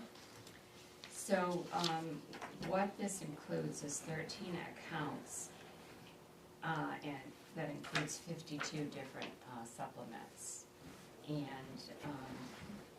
for various reasons, the total of the supplementals are $13,550. I am gonna have Emma explain the different situations that have created this, and what we're continuing to do to try to find all of the accounts that are not being billed. So the ones on the chart that say did not make it into Trio during transfer, that was simply just, these accounts were listed on Maine Rural Water's reports that were given to us, but during the transfer of, what ended up happening was we had to scratch all the previous data from when the town did bill and input all new data from what Maine Rural Water sent us. Trio did this for us, so we sent them all the reports that we received, some were missed, but they were provided to us from Maine Rural Water. There's another reason in here, it's on the second page for 62 Main Street. The reason is it wasn't on any of Maine Rural Water reports. This one I had to reach out to Maine Rural Water on, because I was wondering. This is the explanation I got back from them. She said 62 Main Street has this miscellaneous charge that was applied 10/24/24 for an entire year. I was not here then, but in the notes it says they moved in September of 23. They didn't get the new tenant's information, so they just never billed it. So it didn't show up on any of the reports that we did receive from Maine Rural Water. Let's see. The 42 Railroad Street, also on the second page. This one, kind of the same scenario. Maine Rural Water marked this account inactive because the tenant had moved and they didn't get the new person's information. When they inactivated an account, when they were doing both sewer and water, it inactivated the entirety of the account, even though they should have still been billed for sewer, regardless if their water was shut off or not. There was no disconnection notice. So they actually haven't been billed for sewer since 22. So that's why that one needs it. And then the last one, on the last page, I believe it is. And I've used several different reports. I received a report from Maine Rural Water. They were able to finally give me one that's just what they had listed for sewer. It's not a combination. I got one from Toby at the wastewater district. He had one on file from 22, I believe. And then I also used Access, the tax maps online, to confirm with the sewer line map, just to have a third confirmation. But this one I found, there's a sewer connection permit in their property file in our office, dated 8/2/21, but they have never been billed for sewer since they've been connected. Maine Rural Water didn't have an account. It wasn't on any of our historical accounts. They just have not been billed. So one of the other things to add to that, Emma and I have talked with Toby, and they are currently working on a master list, Yeah. because one doesn't exist to show where all our sewer properties are. And we should have that, because that's the only way to tell when something is added, deleted. And since we did take over billing from Maine Rural Water, there have been so many different situations that have been explained as a result of every time they find something, Emma's department finds something, we've increased the number of sewer accounts that we're billing that were either dropped off back in 2021, 2022, that never were billed once they left here and went to Maine Rural Water. And then once they got to Maine Rural Water, if someone, no longer needed their water account, then they stopped the sewer billing as well. So all of these different situations, so this list here has created another 13 accounts with 52 different supplemental bills, so, of And course. when I find these two, I reach out, it depends on the scenario, I guess, but I reach out to Maine Rural Water, usually Toby and also Lucian, just so I have some backup information. And a letter will be sent. Yeah. I mean, a lot of these, she has already talked to the customers. And a letter will be going out with their supplemental bills. So there's nothing we can do with the years that they have not been paying? I mean, 2021, 2022, I mean, like, it's a lot. I mean, I don't think that would be a decision I can make, I just gave it to you guys for the 4 quarters that we just previously did. And that's what this list is from when we started billing. And some of them, like she said, go back when Maine Rural Water was billing, and they never got bills. We can confirm that from Maine Rural Water. Yeah, I reached out to Maine Rural Water, and it may be on, no, it's not on this, no. They didn't even have a 42 Broad Street in their system. So I don't even think Maine Rural Water was billing them for water either. I suspected some of this stuff was happening. Yeah. And Emma shares all this too with Lucian as we find it. Yeah. Because then they have to say, well, no, we're not getting a water bill from these people. And they suspected as well, the water district. And we know that there was never a confirmed list that went to Maine Rural Water, Right. so there was never confirmation accountability of what was given. I do know we did have a list at some point prior to that, but it's 4 years ago, so things change. Thank you for finding them. Did any of them approach you first, or you approached? So what actually triggered me to do another deep dive into the accounts, with the several different reports that I have, is one of them on here, it's on the second page, account number 23083. He had come in to pay, so he has two accounts because he has a in-law apartment that has its own meter. He came in and mentioned that he hadn't seen a bill for his apartment, and that's what made me go back into another rabbit hole of looking for more accounts. That's good. Again, thank you. So I think we found a couple of places, and we're probably working on them. I mean, we know what we have now.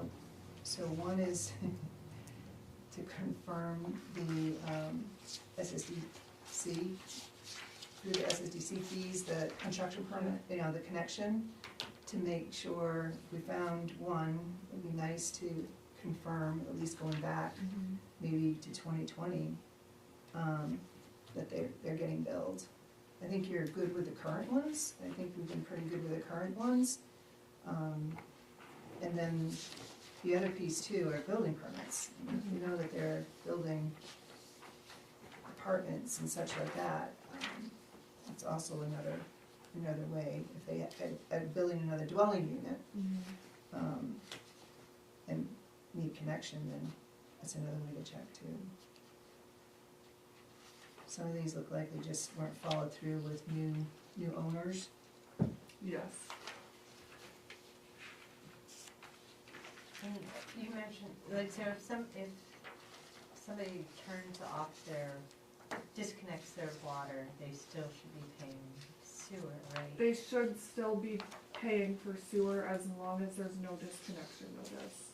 Right, so how does that happen? Like, 'cause since we're using water data to do the sewer, if they, yeah. Yep, they would be Charge charged base. the minimum. No, but how do you know that there's still have sewer, I guess?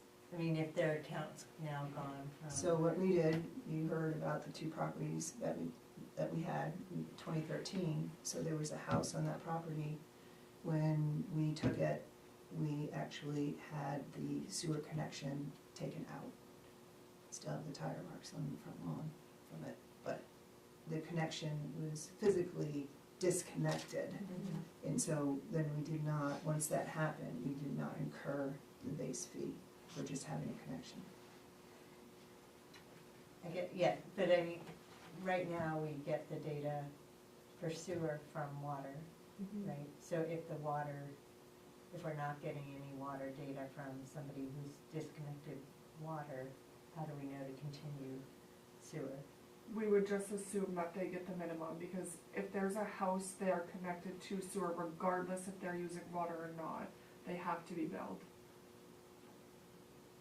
And I think the assumption is if there's no water going in, there's probably none coming out. So the town's probably making out on that. No, I understand, You I still thought- have base fees Right. too. no, yeah, I get that, we would, but how would we know if, So, I guess I must be missing something. when I do the billing, if I were to come across an account that previously was, they were being charged based off their consumption, and all of a sudden they were on the consumption report, I would reach out to Maine Rural Water during that billing cycle and ask them why they're not Right. on that report. Mhm. If they say their water's inactivated, Okay. then I would know to change it to the Okay. flat rate of 210. Okay. But that's something you would have to.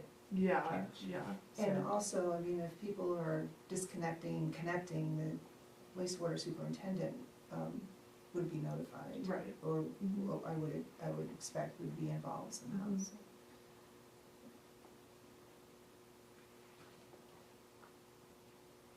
Do we have any concern, I'm just seeing a couple of these bills are gonna be pretty intense, there's many bills for at least this one, I don't know if it's person or company or what.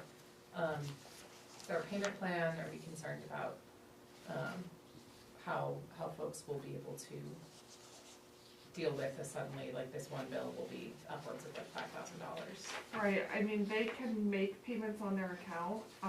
We haven't really set an actual payment plan with anybody yet, so I'd have to talk to Sharon on that.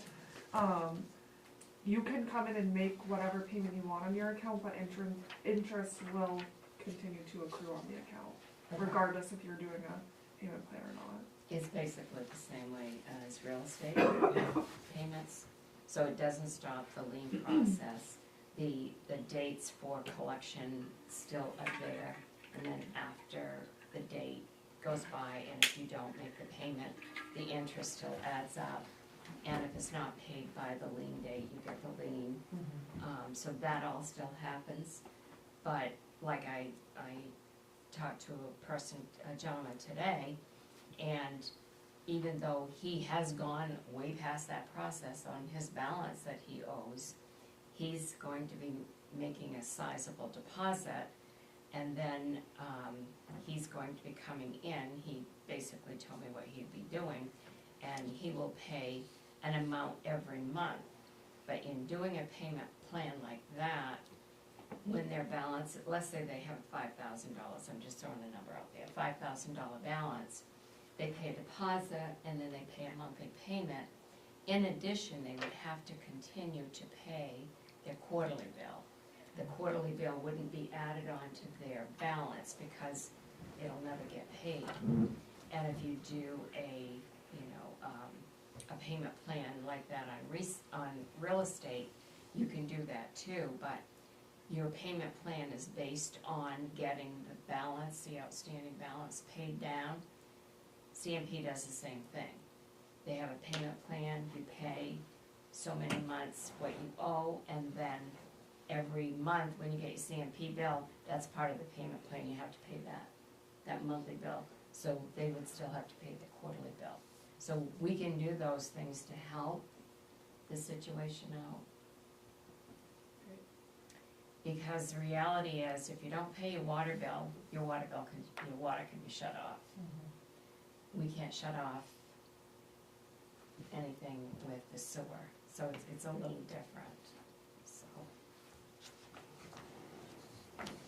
Unless you pull out your connection. We didn't wanna have any questions. Any other questions on these? I make a motion that we approve the 13 supplemental sewer bill. Second? Any other questions or comments? Let me just say, if this gets, I'm assuming this gets filed with Yes. with all our documents for Mhm. future reference, maybe just put on it it will have the date that we signed it. Yes, But, on the so, back. put the quarter years, Okay. Oh, yeah, okay. and I think we know, I'm sorry. and I think we know that the consumption is in cubic feet. Yes. Yeah. Yeah. So this is a master list, so you don't have to sign 52 of these. Yep. A copy of this is going to go into each of the 52 accounts. Yeah, so then maybe if you can add the date, Mhm. the year. Do you just have in a case. copy of this, Sharon, to sign? I do. Okay. Any other questions or comments? Hearing none, all those in favor? And the motion passes unanimous. Thank you, guys. Thank you. We're up to H. Discussion and action to adopt the proposed vote. 1, that the treasurer and chairman of the board of selectmen are authorized to execute and deliver the loan resolution in substantially the same or similar form as the loan resolution attached hereto with respect to the $2,200,000 loan for wastewater treatment facility upgrades. And two, that the treasurer and chairman of the board of selectmen are authorized to accept the letter of conditions dated February 2nd, 2023, attached hereto. And three, that the treasurer and chairman of the board of selectmen are hereby authorized to execute and deliver any and all documents and certificates and to take any and all actions, including affixing the seal of the town, as may be necessary or convenient to carry out the full purpose and intent of the foregoing votes. I'm gonna ask Sharon if she can walk us through this, please. I'm giving, excuse me, a copy of everything that was just read by Michelle. This goes back to the 2023 first USDA project we did. And in getting ready for the loan closing, it was discovered that these documents were not voted on back in 2023. So this vote is being, you need to approve this vote now for that first USD loan so we can close. And this was done for the second USDA loan, but it wasn't done for this one.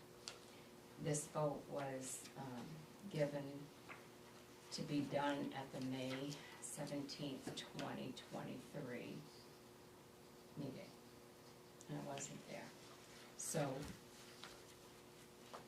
the lawyer brought this to my attention, and that's why I'm bringing it all to you now. And you'll notice that in this packet, Michelle had to sign a document in September of 2025. That was one of the documents also that's involved here. So in order for us to finalize the loan closing for the 2 USDA grants that we've set a date to close on October 15th, that we may not be able to now because of the shutdown. So that date's gonna be pending for right now. I talked to the lawyer about that today, because USDA actually, they're shut right down. So we most likely gonna have to move that date back, but getting back to this, what I need you to do is adopt the vote 1, 2, 3 in here, so that everything is with the attorneys legally. Questions? Who's the treasurer? I am. Oh. So it gives, so if this would have been done when it was supposed to have been done, the chairman of the board at that time was Lloyd, and the treasurer was the town manager at that time. Yeah. Yes. And so now the document will be signed by me as the treasurer, Michelle as the chair of the board, and the town clerk is also different. She would be signing it and notarizing it. She doesn't actually sign it, she just will notarize it. But the board, the board, have to approve this vote.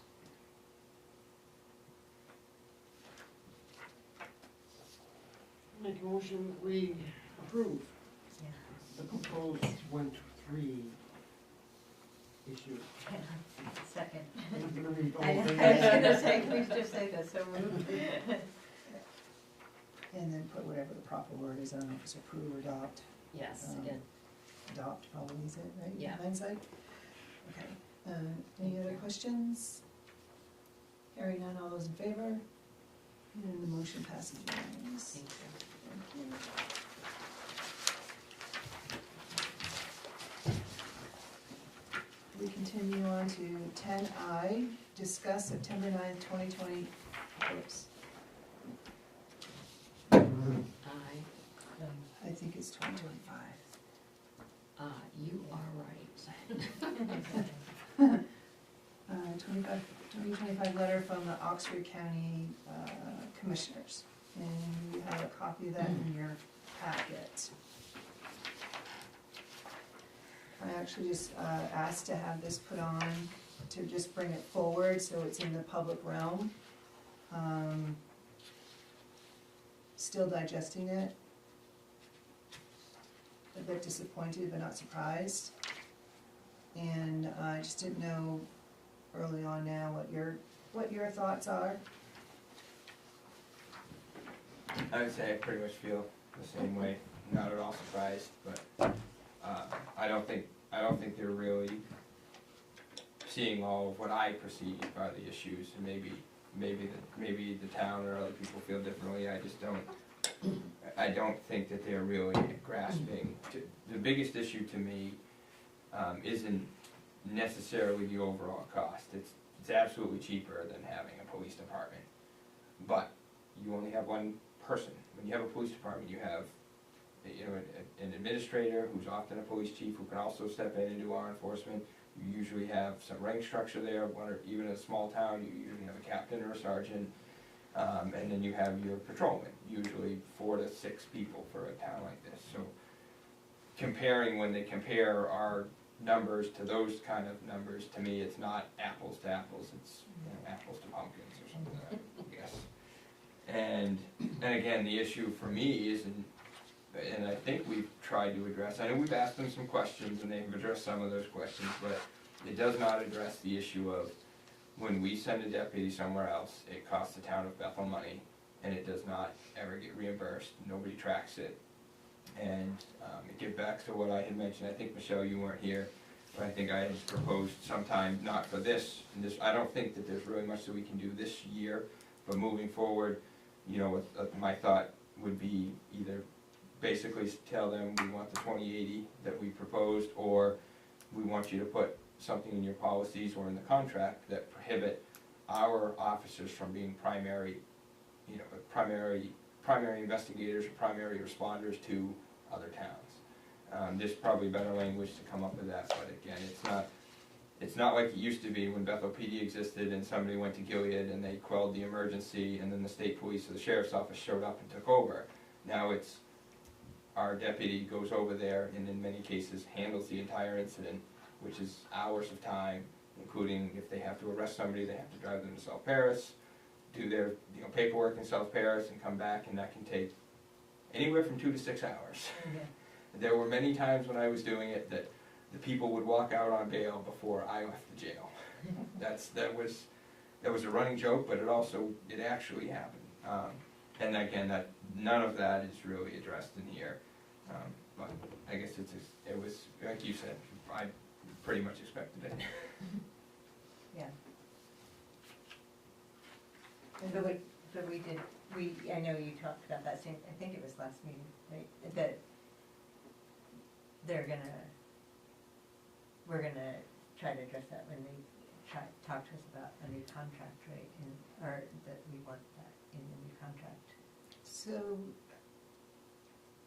I'd like to hear some more thoughts, but I would like to keep the pressure on.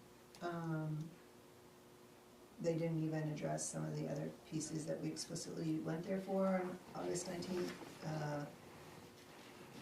One is the budgeted amount, and you found it in the budget. They're charging us more than what they budgeted. Not a big deal in any other situation, but we're a tax-paying entity as well. So there's that. And the depreciation they tried to. They did address the depreciation, said that they would rename it. They're Right. willing to rename the vehicle cost. Right, and I haven't double checked to make sure that the vehicle cost is explicitly in the budget. Because every single expenditure that they charge us for needs to tie back to their budget. That's why I wanted to digest it more. And so the depreciation seems to me just to be some sort of pacifier. The 80-20, we kind of took as a secondary to see if we can get it into the upcoming budget for their fiscal year, which is 2026. And then, of course, would seem in the long run to make everybody's life easier if they change their fiscal year, but that's kind of secondary. That's kind of secondary now. I would like to keep this as an agenda item, think about it more, see where there perhaps might be opportunities during the budget hearings that are coming up this fall for the county. Perhaps a response, perhaps a written response, but I'd like to keep it as a going forward agenda item, not belabor it now, keep looking at it a little bit more. And I did ask after we got this, when we were gonna have this agreement that we're supposed to be expecting. All I know is that it went from the attorneys back to the commissioners who were reviewing it, and hasn't been sent to us yet. Can you remind me the date of the first public hearing? It's in October, right? October 21st. Right, so I mean, they would need to take into account some of the things we want by then, right? I mean, if they're starting to talk about budget. Oh, exactly. Which Right. isn't, I mean, we do need to act pretty quickly because their budget's gonna be approved by end of December, Yeah. Yeah. Yeah, and I mean, again, just trying to wrap my head around, I don't know where you guys are about it all, about trying to get other approaches, you know, do we connect with Mexico and Dixfield? I think it would be worth at least talking to them and Yeah. telling them what we're looking at as potential issues and why we're pursuing the avenues that we are. Mhm. Yeah. There's strength in numbers, if they may not have seen these issues, or maybe they have and they don't care, but Yeah, it would be interesting to That- talk to other towns. it would certainly put more pressure on them Mhm. if the other towns Yeah. are on board. Consideration of like a joint meeting with the three towns? That'd be great. Probably. Is- That would be interesting. Yeah, What do you think about that? Or a workshop, can we call it a workshop? Yeah, you can call it anything you want, you can call it yeah, I think there would be similar things that would be reflective with them. I think we're unique in the 80-20, but I'm not gonna stall anything, any advancement, just because of that. I don't think they have the 80-20 situation as much as we do, but again, strength in numbers, the other things apply. Why is that, I guess? Why do you think they don't have the 80-20? They have police forces in surrounding Yeah. towns, but we don't. Yeah, But only one. Dixfield doesn't anymore, because Mexico, it would be the surrounding Oh, town. that's true, yeah. they still have, there's still something there. But again, I'm Yeah, not gonna stall anything. Right. Maybe they can make an argument for that, but I think we explicitly it is very applicable to us. yes. Yeah, very applicable to us. I just But we know- do wanna be careful with that, because we do border Rumford, technically. And Yeah. Rumford does have, their own police force. their own police force. And how many times did they go to Newry? Right, no, I understand, I'm Yeah. just saying if, we just wanna be aware of that. Yeah, I mean, they do that on 232, and maybe they would, and they have, right? They do come to Bethel. They have. Rumford does come to Bethel They have. sometimes. And again, I'm trying to walk through it, but I know this, Our deputy is definitely benefiting the surrounding towns much more than. what are your thoughts? If we're able to get a meeting together, is that something you want to I just entertain? feel like we're banging our heads against the wall. I'm sorry, it's the way I feel. Yeah. It's like, it's a dead horse. They're not gonna budge. They're just not gonna budge. We're going for the future now. I mean, we only have a few more Well, the months. future is, I would like to see a signed contract yearly not like once every 10 years, and have the backup for that contract attached to it on a yearly basis. Yeah. I think it would still benefit us to have that conversation with the other towns, so. Yeah. Oh, I know, but I'm just talking with the county, that So- we need to have something that's We do, in print that we can refer to and we have an explanation for. so in our current agreement, there is an annual piece. The annual piece is the cost allocation. And annually, that cost allocation is supposed to come to us. And when we, at least in my tenure here, since 2019, 2021, probably more like 21, 22, when we really started to say, what are the line items? What are you charging us for? We have seen pieces that have not fit with the cost allocation. We were charged administration fees, and we weren't supposed to be charged administration fees. So I think that piece of it hadn't seen the light of day for a while, but that's the annual piece. It's interesting that they came up with a flat rate for everybody. Right. That part was very interesting, but, the breakdown of that is. And I agree with Andy in his, reading, seriously, that's nice, yes, these other towns have this, but this is not what we were looking for. I mean, most of the letter doesn't really address anything that we, asked them to look at. So that's a disheartening part on it. All we can do is keep trying. I mean, the public wanted us to try, the citizens want us to try, and we're doing our best. It's just, it's hard to take that if you don't pay, then they're unable to provide a service. That's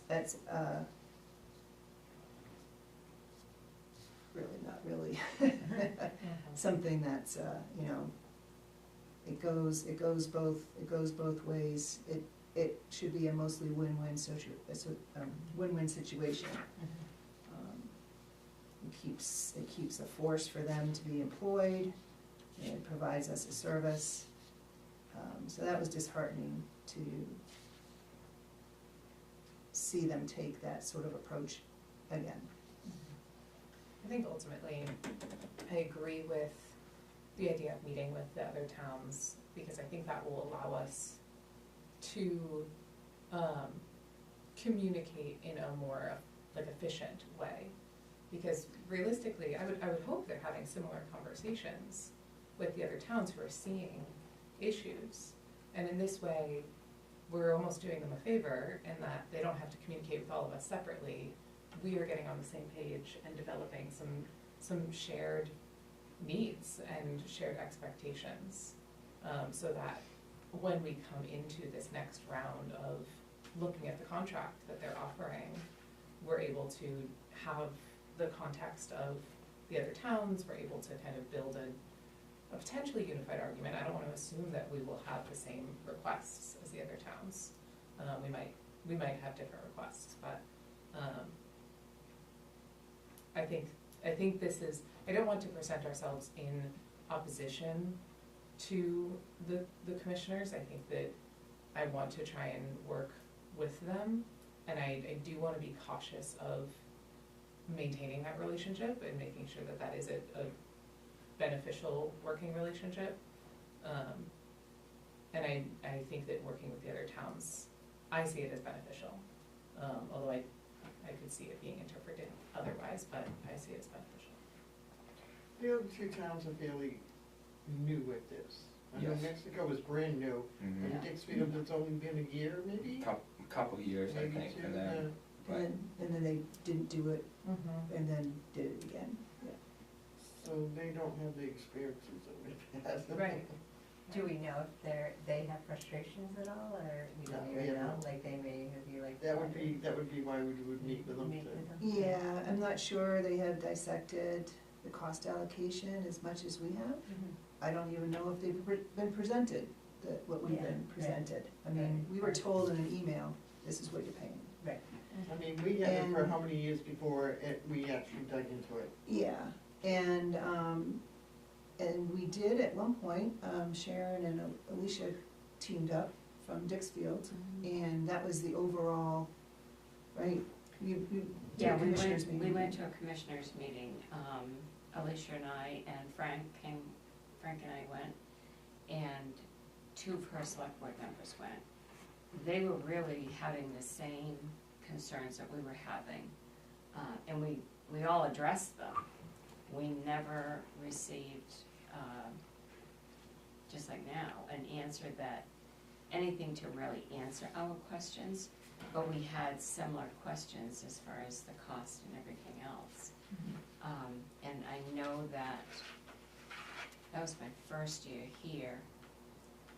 They were on borderline of even accepting, and they ended up accepting that year, but this year they did not. Dixfield, Yeah, yeah, and then they ended up going back and Yes. accepting it, yeah. And they don't have the 3 offices, right? They I ha- think Yeah, I so. think so. yes, they have 3, and they have, yes, they have 3. We And have it- 4. I could swear we started out with 3. We did. Right, and then it went to town vote and we went to the 4. Mhm. When did that happen? Oh, I don't remember Do you exactly. remember when that happened, when it went from 3 to 4? 20. When we first signed up with them, it was 3. Yeah, it was 3, for quite a while, it went to 4. It's at some point when I was working there, it went to 4, so I would say between 2016 and 2018. I started in 2013, but it was definitely 3 when I started. And it was probably 1, 2, 3 years into my term there that it went to 4, Yeah. and then it stayed at 4 since. So is there any action you wanna take now, give some guidance to meet with Mexico? and- Oh, yeah, Dixfield? that would be Yeah. fine. Yeah, I don't wanna take any, further action than that, cause I wanna, I mean, I think Looking at we should this. just, you mentioned something about keeping it on the agenda, and I don't see the point of that until we have a reason to question their budget that they're doing this year. Maybe. yeah, and depending on if you wanna be proactive or not. I just don't wanna shelve this, Yeah. whether we No, bring I it out agree. in 2 weeks or 1 month or 2 months. I just don't I wanna agree shelve that we it. should maybe convey what we hope, like, I just don't think it's acceptable to get an email with one number on it per officer. I think we should say, when you give us the costs next year, we would like, almost like an invoice, like, list out, what are we gonna get? And- What are you providing, what's each line item, and then please include the budget, line items, so we can see that they match up, and that we want a record of, I don't know, when. There's the officers- accountability Yeah, piece of when it, officers yeah. are leaving our territory, like, how are you, compensating for that, or what's the plan, so that we're really getting our money's worth, and we're not losing an officer for a whole night if, Yeah, yeah, we there's need that, to be compensated. there's that accountability, yeah. Some record, Mhm. like when we get the monthly reports, we wanna see when we were without an officer, Right, or who came in and took their place, and what was the time frame for that replacement. And I feel like or some those sort are of rare. reconciliation, accountability Yeah, for like for if that, you're not yeah. gonna, give us the 80-20 because it's hard to count, then you need to do better record, you need to give us the data. of what's- 80/20 is really the easy way out. Yeah, Is, right. is the To not easy, have to keep. Yeah, Is but the easy otherwise way. we would like the data Yeah. Right. every month. and it's Every not month. unprecedented, so, now Scott County does it. Yeah. But, I do have to say, in this latest round, they did have a good effort on the line items that are attributed just to the deputies. That's come a long way, and these were the quick pieces that could be seen to adjust.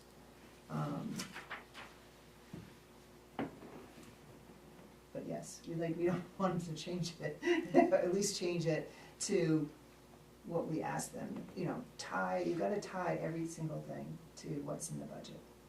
And I do think it's fair that if their budget is on the fiscal year, it does seem fair for us to pay, if it's gonna go up the second, or for our fiscal year, that we're paying, I think that's, I really do think that's fair. Absolutely, and I think that that was a change. I don't know, I think it may have been that way before I had gotten involved again, that it was, the amount that came to us was, you know, 6 months at this rate and 6 months at that rate. Seems- And, they're just not doing it now. Yeah, And that's- it wouldn't be so bad if we weren't already a tax-paying entity. Anyway, you know the arguments, but, so it sounds like a consensus if you'd like to try to meet with Dixfield in Mexico. Is everybody? All right, you think you might be able to? I have that down, I'll see what I can do to get some optional dates if they have an interest with meeting. And I'll also do another written request to see when I can get this agreement, that they have it. Yeah. They just haven't presented it to us yet, Yeah. so that we can at least see what's in it. Yeah. Because I think if we don't have that by the next meeting, I do think we should make a decision, or have a response letter, and pick a date that we want to get that out by, and figure out some, timeline of, so that we don't, it's not December 31st, or whatever, and it's too late again. Good information. All right, if everybody's good with that, thanks for your time on that. We'll move on to the warrants. Thank you, Sharon, for putting the payroll warrant in. And 11A, action to approve accounts payable warrant 2026-19 in the amount of $555,961.15, and I'll move that. Second. Questions? Last page, poison ivy control. Amazing. Where is that? There's seven, last page. That was on the pathway. So we have a few areas where there is poison ivy. We can't take care of it, so we have to hire someone that is certified to do that. So Oh, that's okay, I thought we were treating Corey Mills for poison ivy. Oh, no. No, it's poison ivy when we Okay. locate it, and this one here was on the pathway. And that's safe, because it's like right there on the water, is that,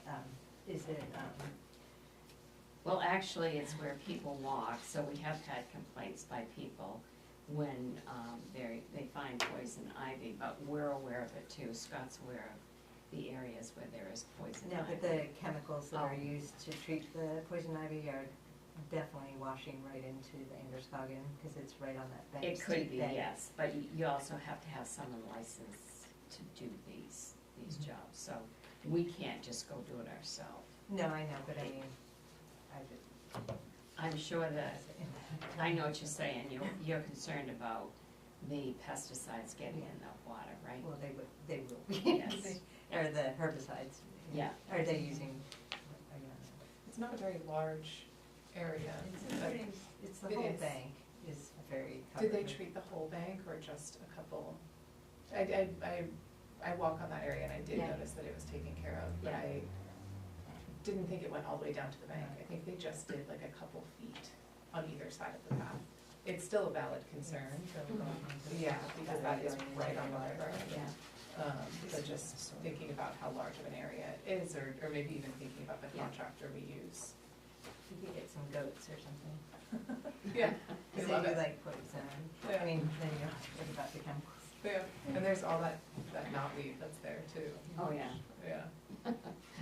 Any other questions? So you made a motion, seconded, so. Yes, Yeah. there's a Yeah. motion and a second. I just have one question under the AvCog on page 2. It looks like that's the distribution payments for hazardous waste. Yes, And,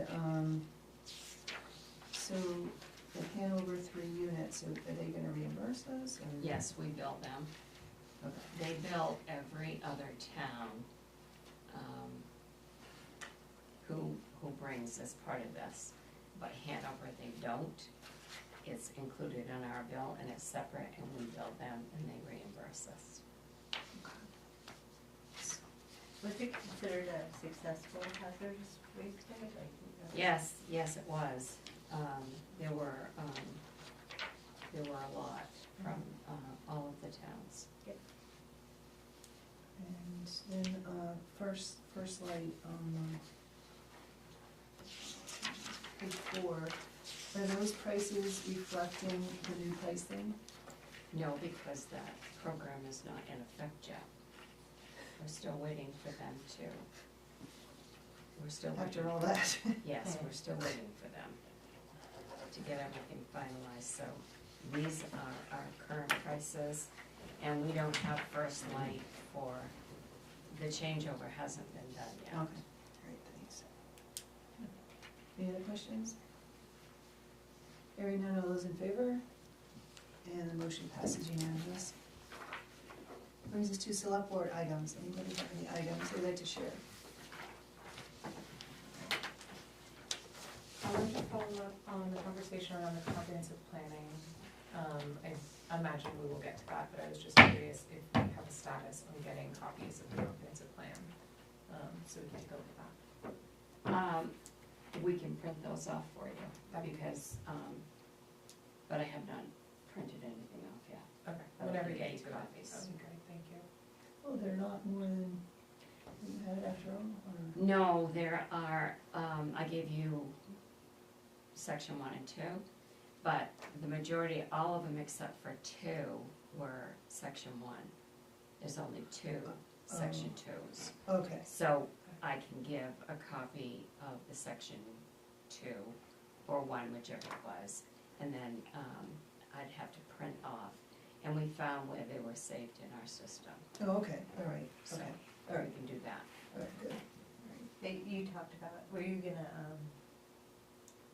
what else did you say that you said you remembered doing things from, when you were working at Freiburg, and you said you would start the, no. So what- Okay.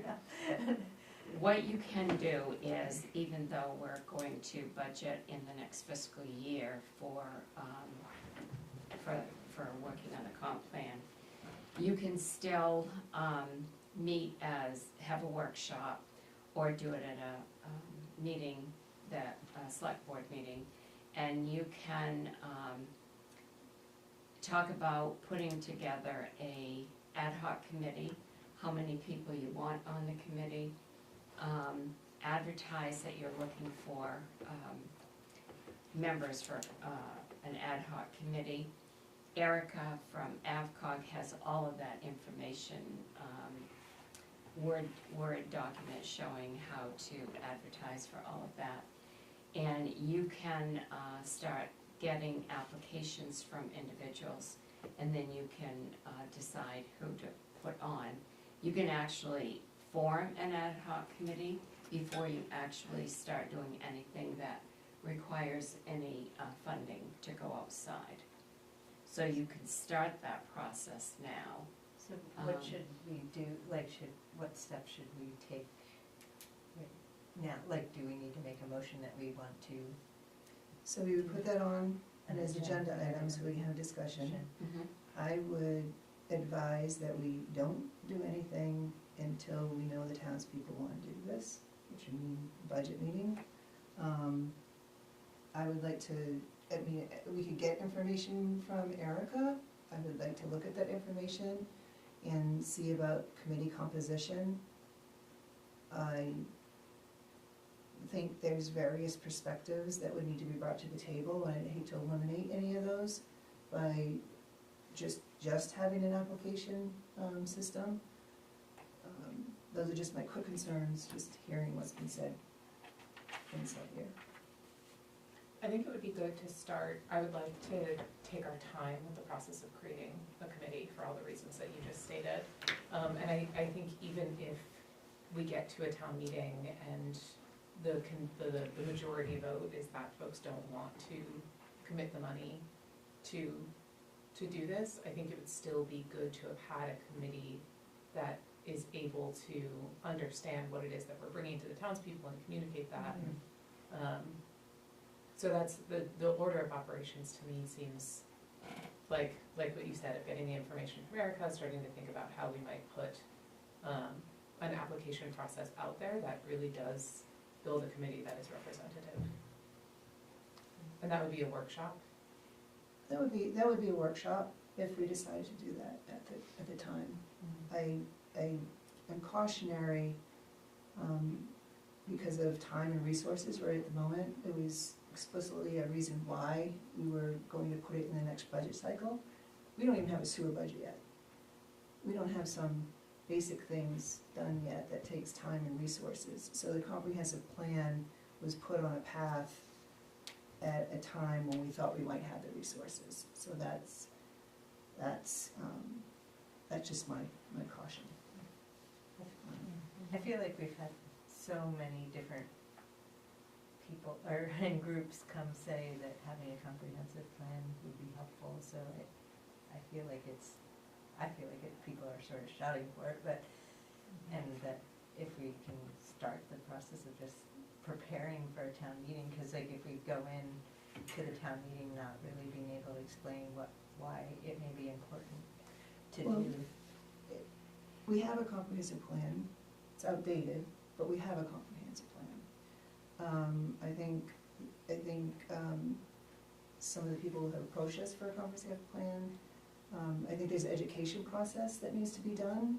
But again, until there's talks with the budget committee, that we can see a clear path to move this forward, I wouldn't want to take the time right at the moment to put those resources into the effort. That's all. But we can certainly have it talk about it as an agenda item. And I think It'd be it's good if we get the information from Erica, yes. Erica, and then we can do a workshop or whatever we need to do. And I'm not really following you as far as the budget committee and all that. I'm not following you on that. So it's an expenditure, Right. and there's also a time commitment, right, once you start this It's process. not a major expenditure. It's still a budget item that we need to raise funds for, and the townspeople should have an opportunity to say something about it. And So are you saying that you want it on the warrant before we do anything? I want it to go through the process like any other big program or project would go So you through. want it on Yeah. the warrant before we do anything? Yep. Preferably. Now, I'm gonna guess we're gonna get drawn into it, or hope to be drawn into it a little bit on the regional pieces, because at least Nuri's in that realm, and, we don't know how far along Woodstock would be. So it would be nice to have updated information of how the process works, educate ourselves, and get that information. And then we can keep talking about it too. Well, the whole process is gonna be years anyways, Yeah. so I don't see why we can't get started on it, but, okay, we'll discuss it at another time. Any other select board items? We just mentioned it, do we know when we will work on the wastewater treatment budget, is that? When I or do get it we- done. There's so many things like that are unknown right now, because there are accounts that are today, like, I mean, you have to know how much money is coming in and other needs to come in. What I can tell you is that I believe that the revenues are taking care of the expenses. Oh, okay. So, That's good. going forward from last year, that first year with the fiscal year 23 budget, Karen did identify that they owed the town $250,000, just like the airport did at that time. But in this past year, I'm pretty comfortable in saying that I think that they're gonna offset each other pretty much, and they're not gonna owe us. And it's just a matter of my finishing it. I have Okay. all the Yeah, information and everything. well, So that's good. I'm That's good news. hold up in Well, that. as long as it's But like good there's, news. this is where the whole time and resources, the piece comes in, we've been airport equipment, mold remediation, so that's why I wanna keep that all in perspective too. Anybody else have anything else? Well, I'll just keep bringing up talking about this building, just because winter's coming and like the citizen space, what are we gonna do, or are we, I don't know. And also if we do get the heat pumps, I was thinking like one heat pump is going into this space, right? Yes, it would be for all of this space, Right. but the grant, the community resiliency grant, after talking to Kelsey this week, Ashley. Ashley, this week, we have to wait, in order to use those funds, they're going to be reviewing that grant in December with an award by the end of December probably. And if we get awarded, which she can't tell me whether we would or not because it's very competitive, then we would have the money, the $61,000. The only thing I can say, this would have to go into 2026. We could have had the heat pumps installed in October. An efficiency name would kick in for their part of it for 25, but they're pretty confident that there will be no efficiency main money for this in 2026. But we would have everything we need under the resiliency grant to pay for this, and they could schedule in the spring. So we won't have the heat pumps until the spring Yeah. in order to use the money. But I was just thinking, like, if we were to if we ended up saying, like, it does make sense to take down this wall and make a bigger space, Mhm. then maybe that heat pump unit that is planned right now for this room may not be sufficient for a bigger space, so I Right, just, they would like, have I to- feel like they'd we have need to to, like, reevaluate it. Yeah, before it's time, like, when March comes and, if we get it, so there's Yeah. lots of unknowns, but if we were to get it and they're ready to install heat pumps, we would wanna make sure we're putting in heat pumps that are appropriate for this space for the long term, not just for a couple months, and then we make a decision to break through. Like, I feel like, and I just think we're gonna be paying for heat for a space that's unused, and so. Has anybody, have you all been able to take a tour of the space? We're meeting on Friday, yeah, so we'll do that then. okay. I can show you the basement and I'll back on Friday. What time are you going on Friday? She is coming to see me at 2 on Friday. But you can come in anytime during the week, and we can go look at the basement. It's totally amazing. That's great. I did see that. I mean, It is, Michelle went, but, I'll try Yeah. to come in next week if that's. okay. Yeah. We had, See the the basement. things that, we looked at the other day, those have already been corrected. it's great. All right, thanks for continuing to bring it up, because it's stuff we wanna get to. And I'll take tours of independently with Sharon. That's great. Anything else? I have 3 quick things. MMA update, the Maine Municipal Association attended the retreat last, 2 weeks ago, as you know, and they're working on their budget as well, and also, pass and technology to improve the services to their membership towns. And as Sharon shared in your table packet, the annual convention is next week in Bangor. And, take a look at their website, and it has the agenda and the breakouts, and maybe something might interest you to attend if you wanted to. The Bingham Forest Grant, have they submitted that yet? Yes, that went in the 29th that was due. Okay. And then we hear about that maybe toward, was it in December or something like The award date? that? Yeah. I'd have to look at the, I'd have to look at when the award date is, because I can't remember. But it's gone in, so that's good. Yeah. And then ORC, the Ordinance Review Committee, we have a new board. Maybe ORC can join us at one of our meetings and give us an update of what's happening, and make sure we're on all on the same path of what they're all working on. All right. Anybody else doesn't have anything? I'll make a motion that we adjourn. Second? All those in favor? Thank you, everybody. Meeting's adjourned. All right, let me go fix this real quick, because I need your signatures. Oh, Don't give them the town meeting warrant yet.